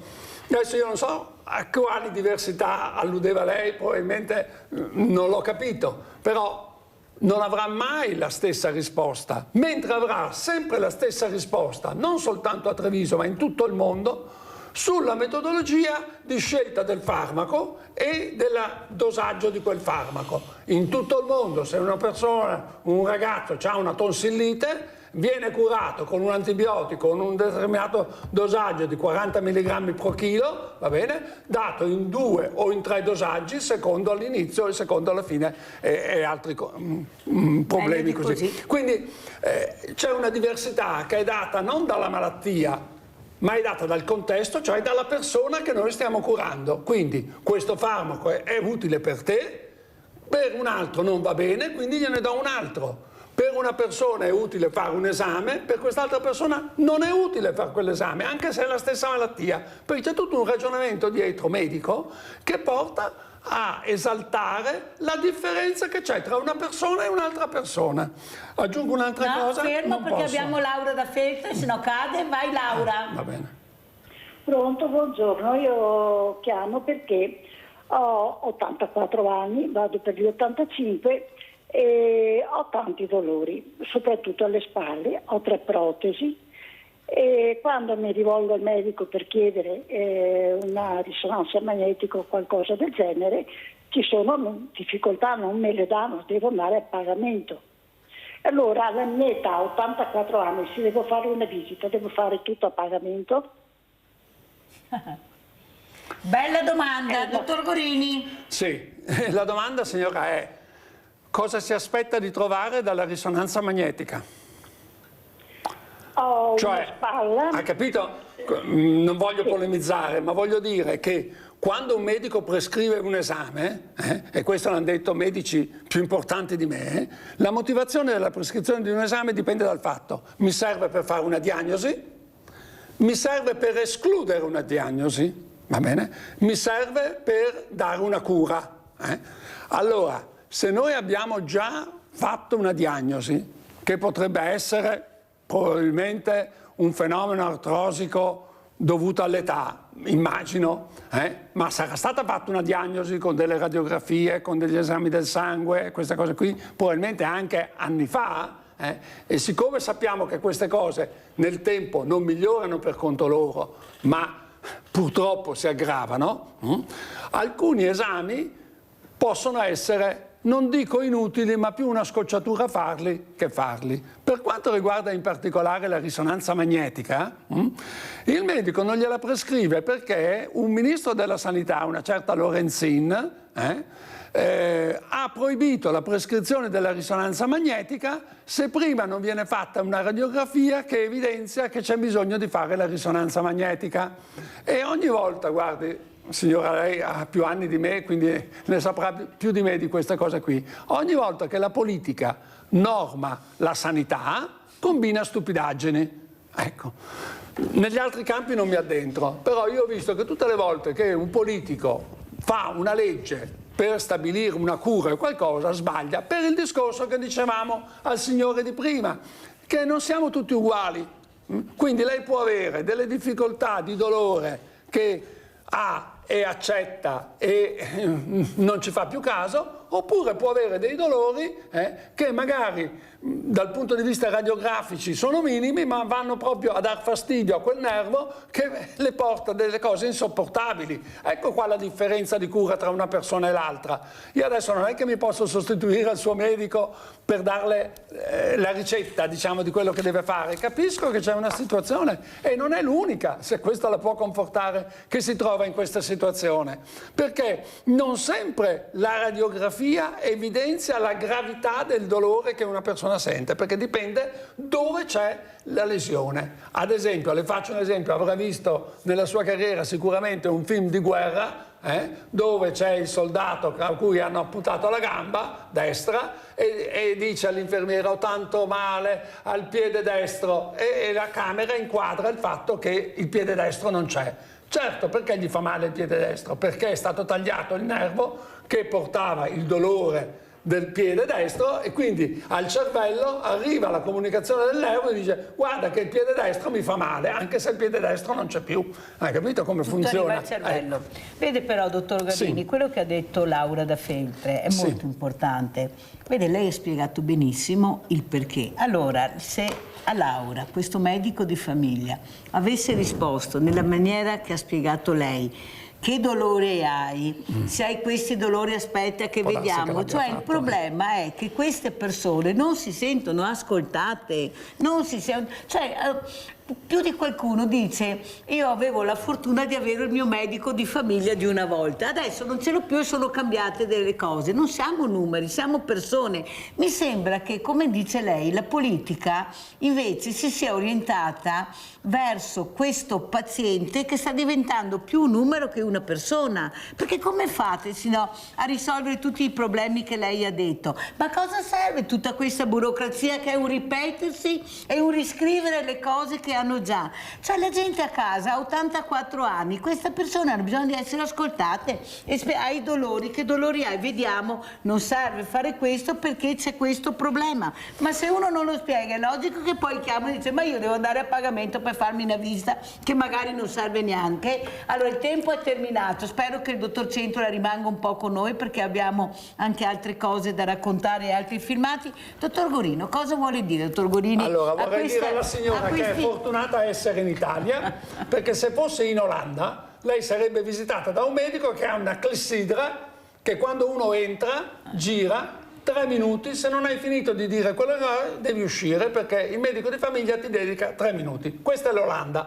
che è un paese che è considerato... Ma siamo in Italia, dottor Gorini, cosa facciamo? Voglio dire che giustamente ognuno vede il suo interesse personale, ci mancherebbe altro, soprattutto quando sta male, però c'è tutto un discorso dietro da fare che non è possibile fare in 5 minuti o 3 minuti. Deve tornare ancora, così. visto? Ci dovremmo ritornare e soprattutto vorrei contestare il signor Adriano di prima, quando diceva ci andiamo di mezzo sempre noi. Certo, perché lei mette l'evidenza sulle cose che non funzionano, a torto o a ragione, no? Cioè si è più portati a evidenziare l'incidente che succede piuttosto che tutte le macchine che vanno normalmente. È corretto fare questo, però non è che dobbiamo pensare che, insomma, è un'eccezione. L'incidente fa notizia l'aereo che cade, non fanno notizia ai centinaia di aerei che invece volano e non succede niente. Ecco. Allora, dottor Gorini, Sì. l'ultima riflessione, la sua, sulle case di comunità. Le case di comunità. Allora, l'Europa ha stanziato dei soldi a fondo perduto per tutti i paesi dell'Europa, più dei soldi da restituire. Un paese come la Spagna ha preso i soldi gratis e ha detto ciao, mi bastano questi. L'Italia invece, andate a vedere i governi che c'erano, non me ne ricordo neanche più quale era il governo di allora, va bene, ha detto no, dammi anche tutti i soldi che mi puoi dare, che poi tanto ci penseranno i figli e i nipoti a pagare gli interessi di quei soldi, perché non sono soldi che si restituiscono all'Europa con gli interessi. Benissimo. Cosa facciamo? Facciamo le case di comunità. Perché? Perché in Europa non esiste un sistema di medico di famiglia strutturato come in Italia. Quindi hanno pensato di investire su questa cosa qui. L'Italia, avendo questi soldi, ha detto bene, costruiamo questi edifici. Bene, se qualcuno pensa che avendo costruito una bella casa della comunità il tuo medico ti curerà meglio, beh, insomma, io penso proprio di no. Ti curerà esattamente come ti curava prima. Invece di andare in uno studio andrai in un altro, ma in realtà la qualità della cura non cambia. Non credo che al direttore qui interessi se quando io vado a casa a visitarlo, perché c'ha la tosse, va bene, vado in macchina o vado in bicicletta. Gli interessa che io vada, che faccia la diagnosi giusta e gli dia la cura giusta. Quello è quello che interessa ai cittadini, e purtroppo i cittadini in questo caso non sono stati minimamente interessati a questo, perché quando si è detto, restando a Treviso, di non fare a Palazzo Moretti, personalmente sono andato a dire che non era la scelta accurata per persone che hanno magari difficoltà per muoversi, così mi è stato detto no, abbiamo già deciso. Io ho detto, io non ho potere di scegliere e di incidere. Dico la mia opinione, perché ho la fortuna di avere nell'ambito aziendale le conoscenze date dall'età ed anche dalla stima e fiducia reciproca. Quindi può darsi che mi sbaglio e che siano veramente una cosa magica che risolve i problemi della salute dei cittadini. E le liste d'attesa magari. Ma le liste d'attesa è un altro problema, nel senso che, posso dirlo sinceramente, il problema non è la lista d'attesa, quanto tempo aspetto, il problema è la qualità della visita che mi danno, perché se io vado a fare una visita e mi dicono quanto è alto, quanto pesa, e in base a questo facciamo un esempio, densitometria ossea, dove l'altezza e il peso sono importanti per poter dare un valore proprio di quella persona. Se chi mi fa la densitometria ossea, senza offesa di nessuno naturalmente, sto facendo un esempio, chiede al paziente quanto sei alto e quanto pesi e poi fa la diagnosi su due dati fondamentali in questa cosa qui, su dati riferiti, invece di prendere lo statimetro, misurare e pesare il paziente, voi capite che la qualità di quell'esame è zero. Eppure l'ha fatta nei tempi, me l'hanno detto in settimana me l'hanno fatta. Sì, ma non vale niente, e quello è il problema. Il problema non è la lista d'attesa, il problema è ho una visita di qualità, ho una visita che è utile per la mia malattia, ho qualcosa che mi fa veramente una diagnosi corretta. Questo è il vero problema, non che si aspetta un mese o 2 mesi. Avete capito? Questo è il dottor Gorini, ecco, più chiaro di così, Brunello Gorini, appassionato del suo lavoro, competente nel suo lavoro, e vi ha dato anche delle pillole veramente di saggezza questa mattina. Io ringrazio veramente il dottor Brunello Gorini, mentre il direttore Angelo Centa rimane ancora con noi. Pubblicità.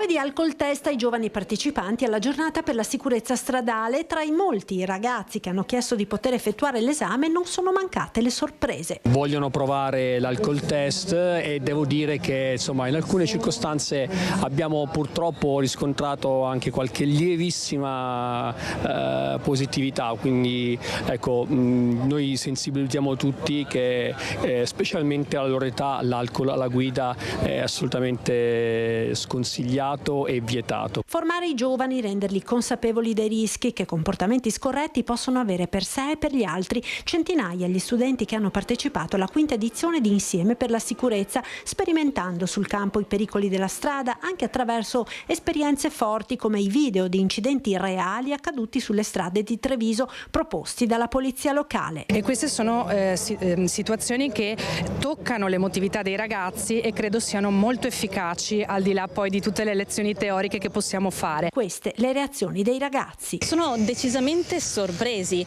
perché loro conoscono le strade di Treviso per quello che rappresentano per loro, sia una modalità di circolazione, ma non si rendono conto quanto il pericolo sia insito all'interno di quelle strade che percorrono tutti i giorni. Particolarmente gettonato il simulatore di ribaltamento auto sperimentato anche dal direttore di ACI che ha organizzato l'evento. C'è una tecnica e quindi in pratica bisogna azionare bene le gambe, anche le mani e naturalmente gestire bene la cintura di sicurezza per poter poi fuoriuscire dal finestrino. La macchina mi ha colpito di più perché in realtà io non sapevo come fare quando si ribalta una macchina o cosa fare in una situazione di pericolo, e questo mi ha aiutato abbastanza perché secondo me nelle strade italiane c'è tanto pericolo. In piazzale Burchi e Lati anche il SUEM 118 con strumentazioni e simulazioni di soccorso e di vigili del fuoco che hanno mostrato come si interviene in caso di incidenti con persone incastrate nell'abitacolo.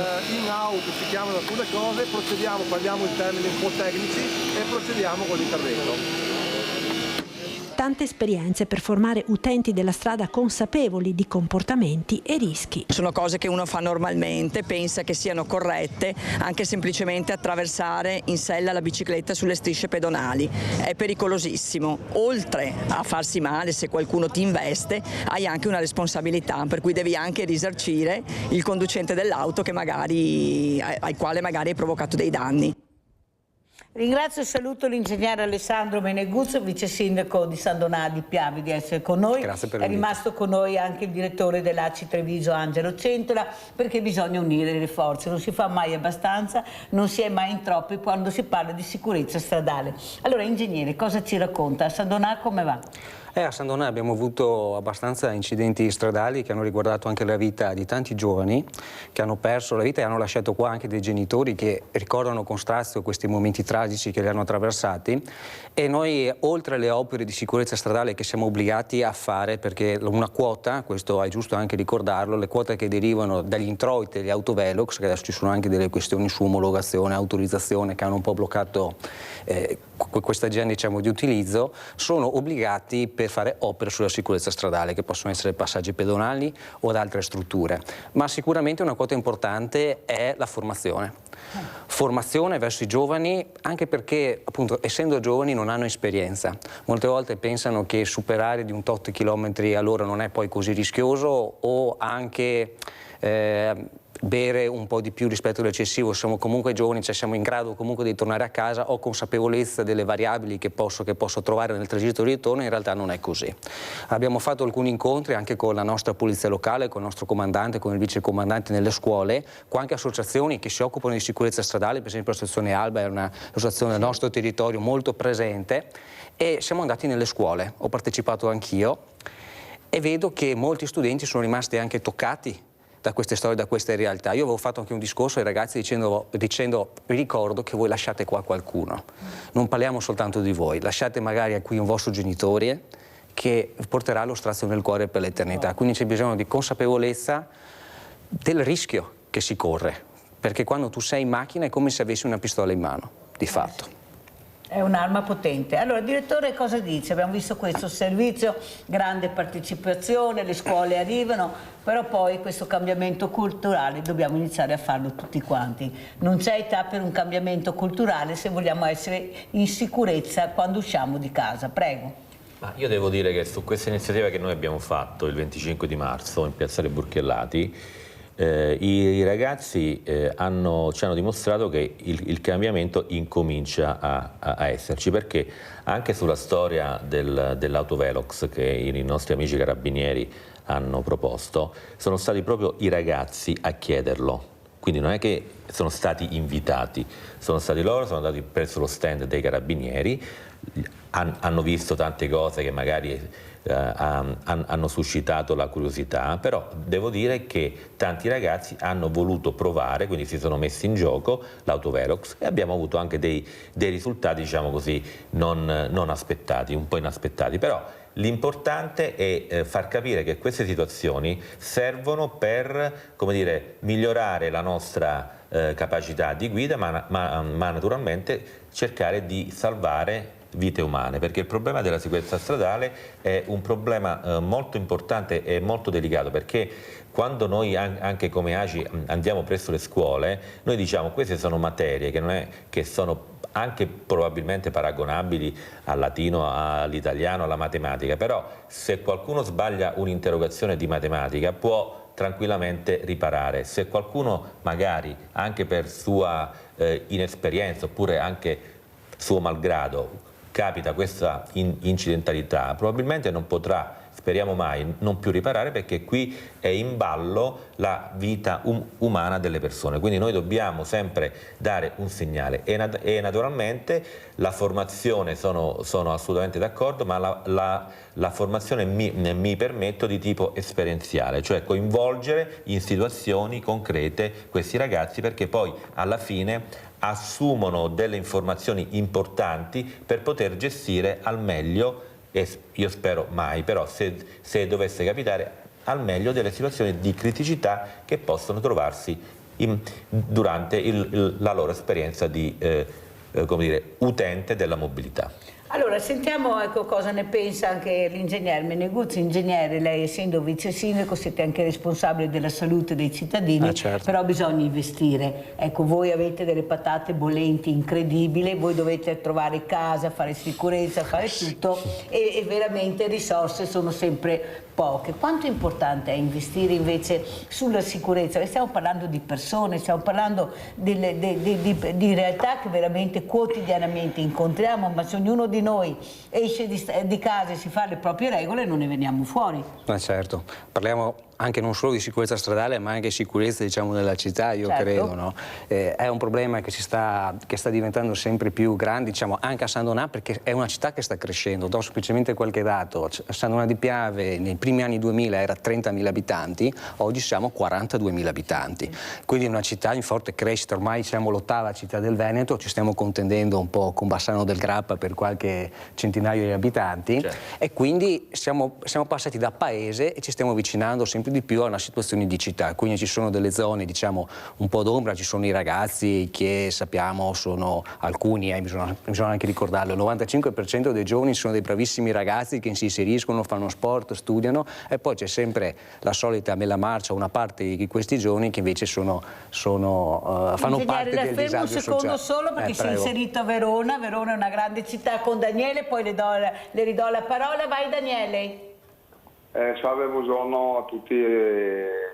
Quindi niente, per quanto riguarda la sicurezza in genere, allora esempi in Europa ne abbiamo tanti. Prendiamo anche la Svezia ha il tasso alcolemico 0, come dovrebbe essere in tutto il mondo a mio avviso, perché uno che guida deve mettersi in testa che deve guidare a norma, cioè 0 alcol, 0 droghe, dicendo come si dice, sanzioni secondo me sono importanti perché purtroppo il genere umano è abituato, se tu dai sanzioni lievi, ma sì, dai, ma si può, invece bisogna essere incisivi, dove che ti faccio passare la prima, hai bevuto, bene, la seconda ti revoco la patente a vita, tu vai a piedi, punto.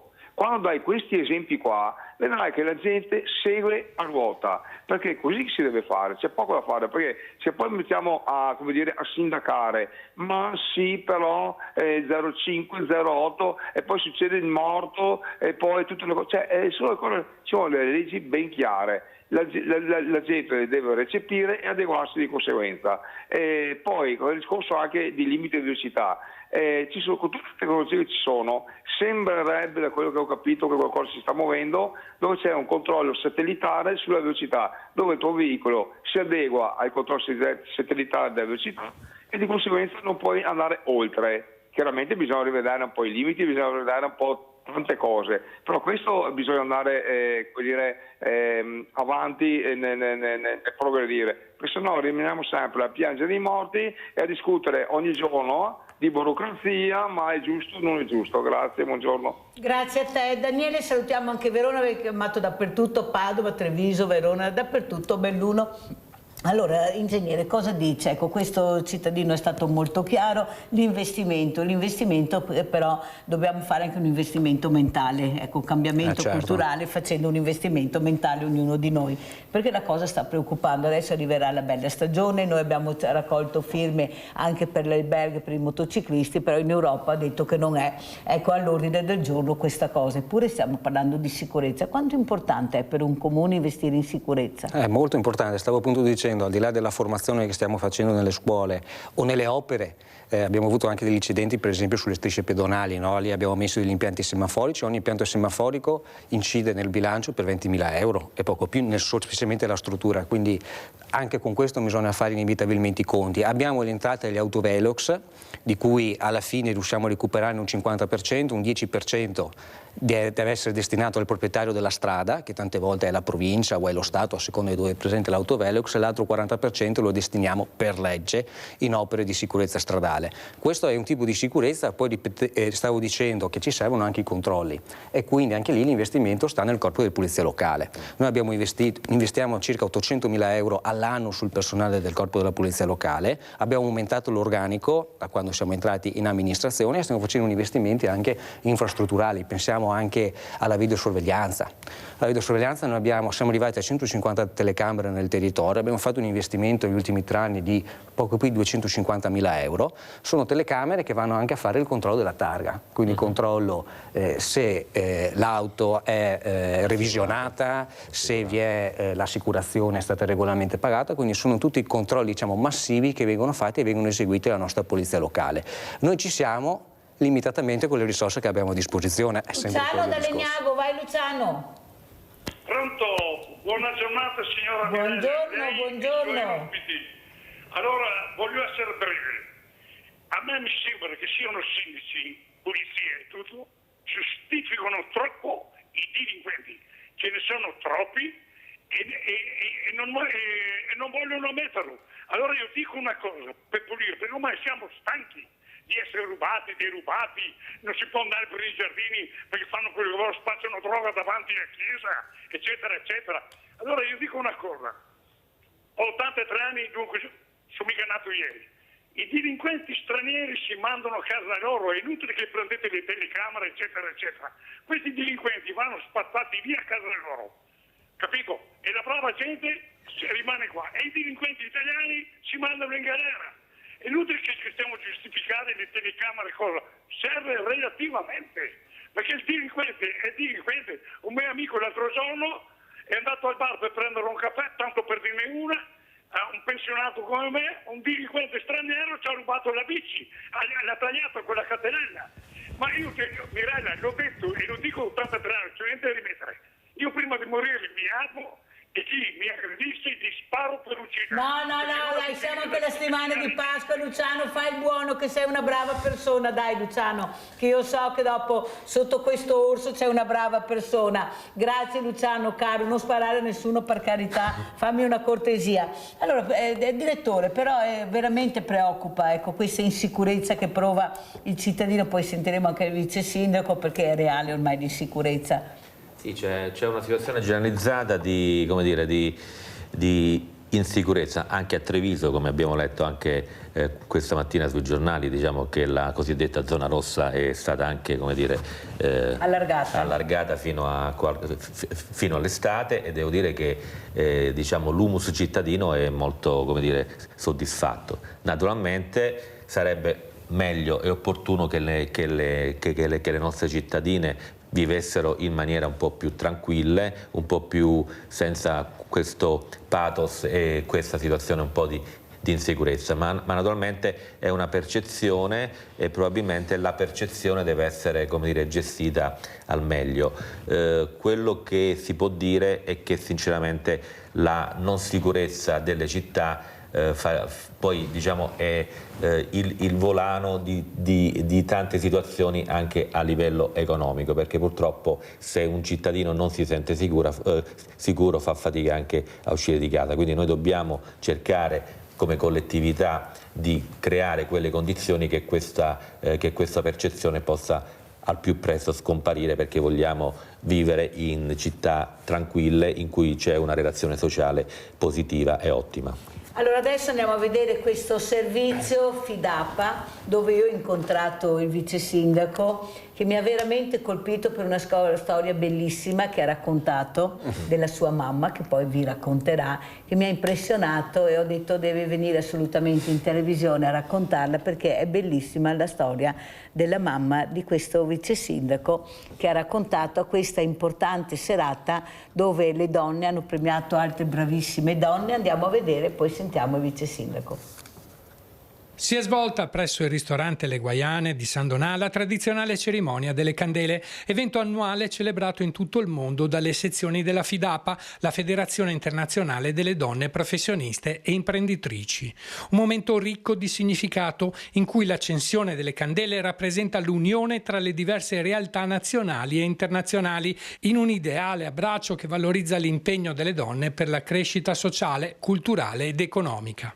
La nostra socia fondatrice, che appunto è la Ida Bressan, ha avuto, io dico, quell'idea di portare nel nostro territorio questa associazione e continuiamo a collaborare, a lavorare perché tutte le persone, ma soprattutto le persone più fragili, le persone più deboli, abbiano qualcuno che parla di loro e che possa fare qualcosa per loro. Nel corso della serata, accanto alla presentazione delle attività dell'associazione, sono state accolte ben 8 nuove socie, segno concreto di una realtà viva e in continua espansione. A livello mondiale la BPW International conta 30.000 socie e in Europa siamo su 17.000-20.000, noi italiane siamo la stragrande maggioranza perché siamo ben 10.000, quindi le socie di BPW Italy sono le più numerose a livello mondiale. FIDAPA si conferma così un punto di riferimento fondamentale, un'associazione capace di sostenere la leadership femminile,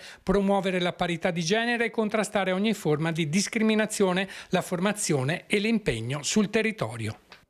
Allora, vice sindaco, l'ingegnere Alessandro Meneguzza questa serata ha raccontato la storia della sua mamma, questa donna tosta, questa donna che ha centrato un obiettivo importante ed è diventata... Ingegnere? Vabbè. Allora raccontiamo questa storia perché è bellissima. Ma ero partito anche da mia nonna. E anche dalla prima, nonna, bravissimo. C'era il dopoguerra, quindi la situazione era abbastanza complicata. Mio nonno era operaio, mia nonna era casalinga, però a un certo punto ha detto il suo obiettivo era fare in modo che tutti i 3 figli andassero all'università. Stiamo parlando del dopoguerra, quindi già oggi non è così scontato che tutti i figli vadano all'università, figuriamoci al tempo. E mia nonna quindi si è messa in gioco, è diventata una commerciante e tutti i 3 figli si sono laureati. Tra questi 3 figli c'era mia mamma, che ha scelto la facoltà, insomma, un po' diciamo più maschile, ecco, che è presente tra le varie offerte universitarie, che era ingegneria. E era una delle poche donne, se non l'unica donna, presente nel corso di ingegneria, stiamo parlando degli anni 70. E quindi avevo fatto quel discorso in quell'occasione là perché si parlava della centralità della donna, no? E tante volte si parla di certificazione di genere, tutte cose assolutamente sensate, però secondo me dobbiamo anche partire dall'esperienza, perché gli esempi trascinano. E questi secondo me possono fare la differenza, perché io non sono nato con l'idea che la donna sia inferiore all'uomo, perché non sono nato, perché l'ho sempre ispirata questa idea. C'era mia nonna che lavorava, c'era mia mamma che lavorava, si è laureata, ha creato un ufficio dal nulla, ha creato un ufficio di ingegneria ed era la titolare dello studio. E quindi io ho sempre avuto fin da piccolo l'immagine di questa donna che era mia mamma che andava in cantiere. con gli operai, con altri ingegneri uomo. Quindi io sono nato con questa cultura perché ho avuto esperienza che la donna può essere uguale o meglio dell'uomo, e secondo me su questo ci deve lavorare. Ma rispetto, quando hai iniziato a capire che questa donna è una tosta, quando nella toilette la racconti, ingegnere? Ah sì, c'erano solo bagni per uomini all'università, nella facoltà di ingegneria, e a un certo punto dei ragazzi così mi racconta, hanno tolto l'etichetta della toilette e hanno scritto bagno Paola, bagno del nome di mia mamma, o comunque bagno per le donne, e non c'era prima. Quindi dei ragazzi sono stati mossi da un sentimento di pietas, io dico, no, e hanno fatto questo gesto che secondo me è molto iconico. Avete capito cosa vuol dire l'esempio, indipendentemente se maschile o femminile, ma l'esempio che questa donna ha dato col certo. suo modo di porsi, col suo modo di parlare? Quanto importante è l'esempio, direttore? L'esempio è fondamentale, cioè come si dice, 1000 parole valgono, però vale di più una situazione concreta con un esempio. Tant'è vero che chi studia anche questi problemi di tipo sociale, se posso dire questa parola, dice sempre: noi abbiamo bisogno di testimoni, cioè il testimone è quello che fa qualcosa e c'è qualcuno che lo guarda, oppure che e quindi recepisce tutti gli insegnamenti che sinceramente sono quelli positivi, e poi naturalmente li mette in pratica nella propria vita. Tant'è vero che uno degli esempi fondamentali è anche quando si andava a scuola, cioè avevamo tante tipologie di professori. Naturalmente il professore che più creava quella situazione in cui lo studio era più facilitato veniva più seguito, perché ti dava anche quelle informazioni, intrigava, ti riusciva a intrigarti, ti dava quelle informazioni concrete che tu potevi tranquillamente, tra virgolette, sfruttare per il tuo proseguimento degli studi. Quindi l'esempio del genitore, quindi della mamma del nostro vice sindaco, è fondamentale, perché lui ha toccato con mano, con un esempio di testimonianza, che certe situazioni possono essere gestite non solo da un punto di vista maschile, perché l'ingegneria negli anni 70 il 99% erano maschi, però naturalmente è stato un esempio ancora più positivo,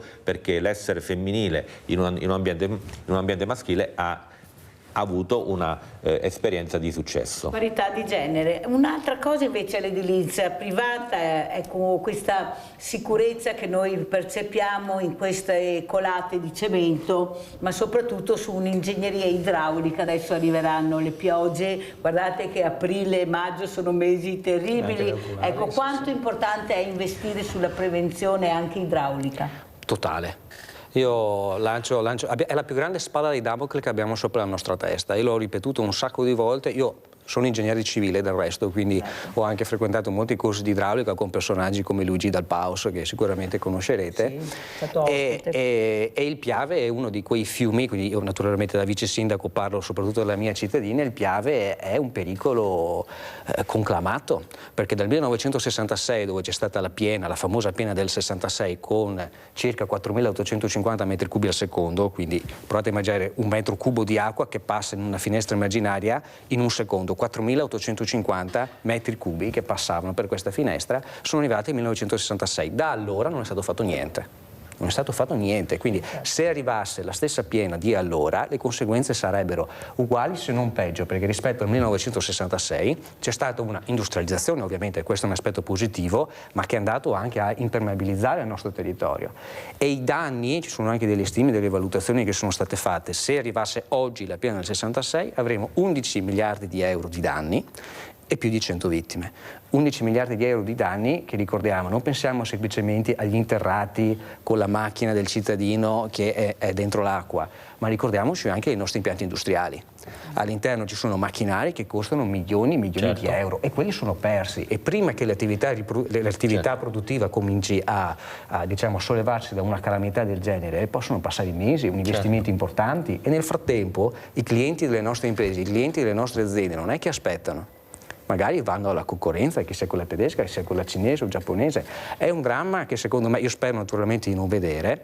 La Regione Veneto ha fatto tantissimi investimenti, se parliamo per esempio della zona di Vicenza, hanno fatto bacini di laminazione che sono delle opere tali che vanno a scolmare l'ora di piena e fanno in modo che i fiumi a valle riescono a sostenere la portata, diciamo, diluita un po' più lungo nel tempo. Però nel Piave non è stato fatto ancora niente. Ci sono delle resistenze abbastanza importanti verso la zona del Montello perché non vogliono queste opere. Posso anche, condividere e capire la sensibilità verso il luogo, la nostalgia, diciamo, verso il paesaggio che c'è, però dobbiamo ricordarci che a valle stiamo parlando di vite urbane. Certo. E stiamo parlando della vita delle persone. Però mi sembra che più di investimenti invasivi si cerca di fare più investimenti ma meno invasivi. Almeno è arrivato questo messaggio. Cosa ne pensa, ingegnere? Dipende da che investimenti stiamo parlando. Allora, una sicuramente delle opere che stanno portando avanti la Regione Veneto è quella della diaframmatura, esatto, all'interno dell'argine, investimenti importanti che servono a fare in modo che non avvengano rotture arginali. Cosa sono le rotture arginali? Un pezzo dell'argine, quando naturalmente arriva alla piena, crolla improvvisamente e quindi l'acqua che è contenuta nel fiume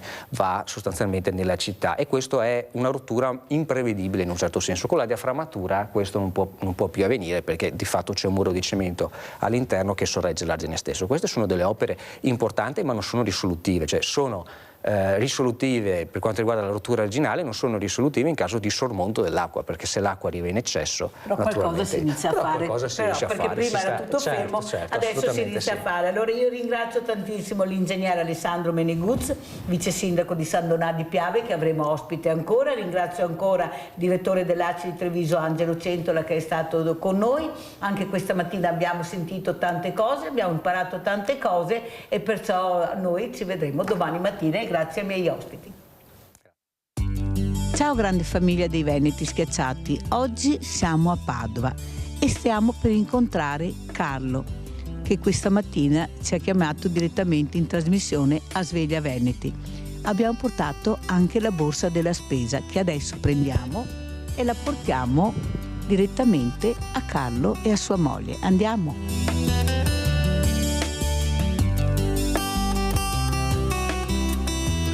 Suoniamo il campanello. Buongiorno, ciao Elisabetta, ciao carissima. Ciao. Eccomi qua, ciao Carlo, ciao. Ogni promessa è un debito. Certo. Intanto mi fa tanto piacere che tu stamattina ci abbia chiamato, perché hai fatto capire veramente che momento state passando, ed io sono arrivata. Cosa è successo nella tua famiglia, Elisabetta? Ma diciamo che da quando lui ha avuto questo problema di salute e quindi anche la impossibilità di lavorare, per noi è diventato difficile tirare avanti, perché abbiamo solo la pensione di invalidità. Che di quanto è la pensione di invalidità? Di 250, quindi una cosa molto irrisoria. E poi ho l'accompagnatoria che per me, quindi il tutto è pari a 800 euro al mese, quindi 800 euro al mese, bollette, cibo e affitti, che per fortuna qui abbiamo la fortuna di essere in una casa dell'ente, però comunque voglio dire può capitare l'imprevisto e quindi veramente non ci si sta proprio con le spese. Avete anche un figlio che studia? Certo. Questo cosa vuol dire? E questo è anche un altro aggravamento per la nostra famiglia, ma come per tante altre, credo, ecco. E lo stiamo vivendo veramente molto molto male, anche perché io vorrei un lavoro, e sto cercando, anche perché anch'io ho una disabilità e quindi sono nelle categorie protette, però non c'è nulla. Adesso ci spostiamo da Carlo. Allora Carlo, eccolo qua, il mio Carlo, il nostro Carlo. Allora, per arrivare a telefonare alla Mirella a Rete Veneta vuol dire che uno veramente non vede spiragli da nessuna parte e dice adesso provo anche là. Cosa hai provato in quel momento prima di alzare il telefono e di chiamarmi? Cosa ti è passato per la testa? Ma sicuramente ho visto in quello che tu stai facendo un'opportunità per cercare di avere un aiuto, anche solo una parola di conforto che tu come dalla tua presenza di oggi ci stai dando con grande affetto, ritengo. E quindi quello che io ho pensato quando ho preso in mano quel telefono, ho detto vediamo se veramente queste persone sono in grado di darci un sostegno. Ascolta, un'altra cosa che volevo chiederti, racconta un po' cosa vuol dire avere i problemi che hai tu di salute, perché forse qualcuno non riesce a capire cosa vuol dire fare dialisi 3 volte alla settimana. Cioè, spieghiamo un attimino una persona come si sente. Allora, significa vivere attaccati a una macchina, significa non poter andare in vacanza, significa non poter programmare la propria vita, perché un giorno sì e un giorno no devi andare in ospedale, stenderti in un letto dove ti pesano quanti liquidi porti giorno per giorno, e con un ago che, se volete vi faccio vedere, che è un chiodo, mi mettono, questo è il buco dell'arteria e più su c'è quello della vena, quindi da qua esce e da qua entra. Per 4 ore fermo immobile a letto, 3 giorni a settimana, è pesantissimo, ti dico la verità. Io sono un po' anche depresso, nel senso che ho dovuto ricorrere a un aiuto esterno, perché da soli io e Elisabetta non ce la facevamo più. Ascolta Carlo, oltre a questo però tu mi hai detto ho anche mia moglie con problemi. Sì, allora io ho avuto la sfortuna di prendere la TBC nel 2013 con un ricovero ospedaliero, e l'ospedale dice che ce l'avevo già, ma nella realtà non è così. A marzo dell'anno scorso Elisabetta 10 anni fa è stata asportato un tumore al seno. L'anno scorso a marzo io ho fatto un infarto senza accorgermi. A metà aprile lei l'hanno operata, gli hanno tolto una massa da 1,5 kg dall'utero. Il figlio? È un figlio veramente esemplare, nel senso che è proprio una persona molto brava e soprattutto molto coscienziosa. Tommaso è una persona che lui sta finendo il 5º anno di una scuola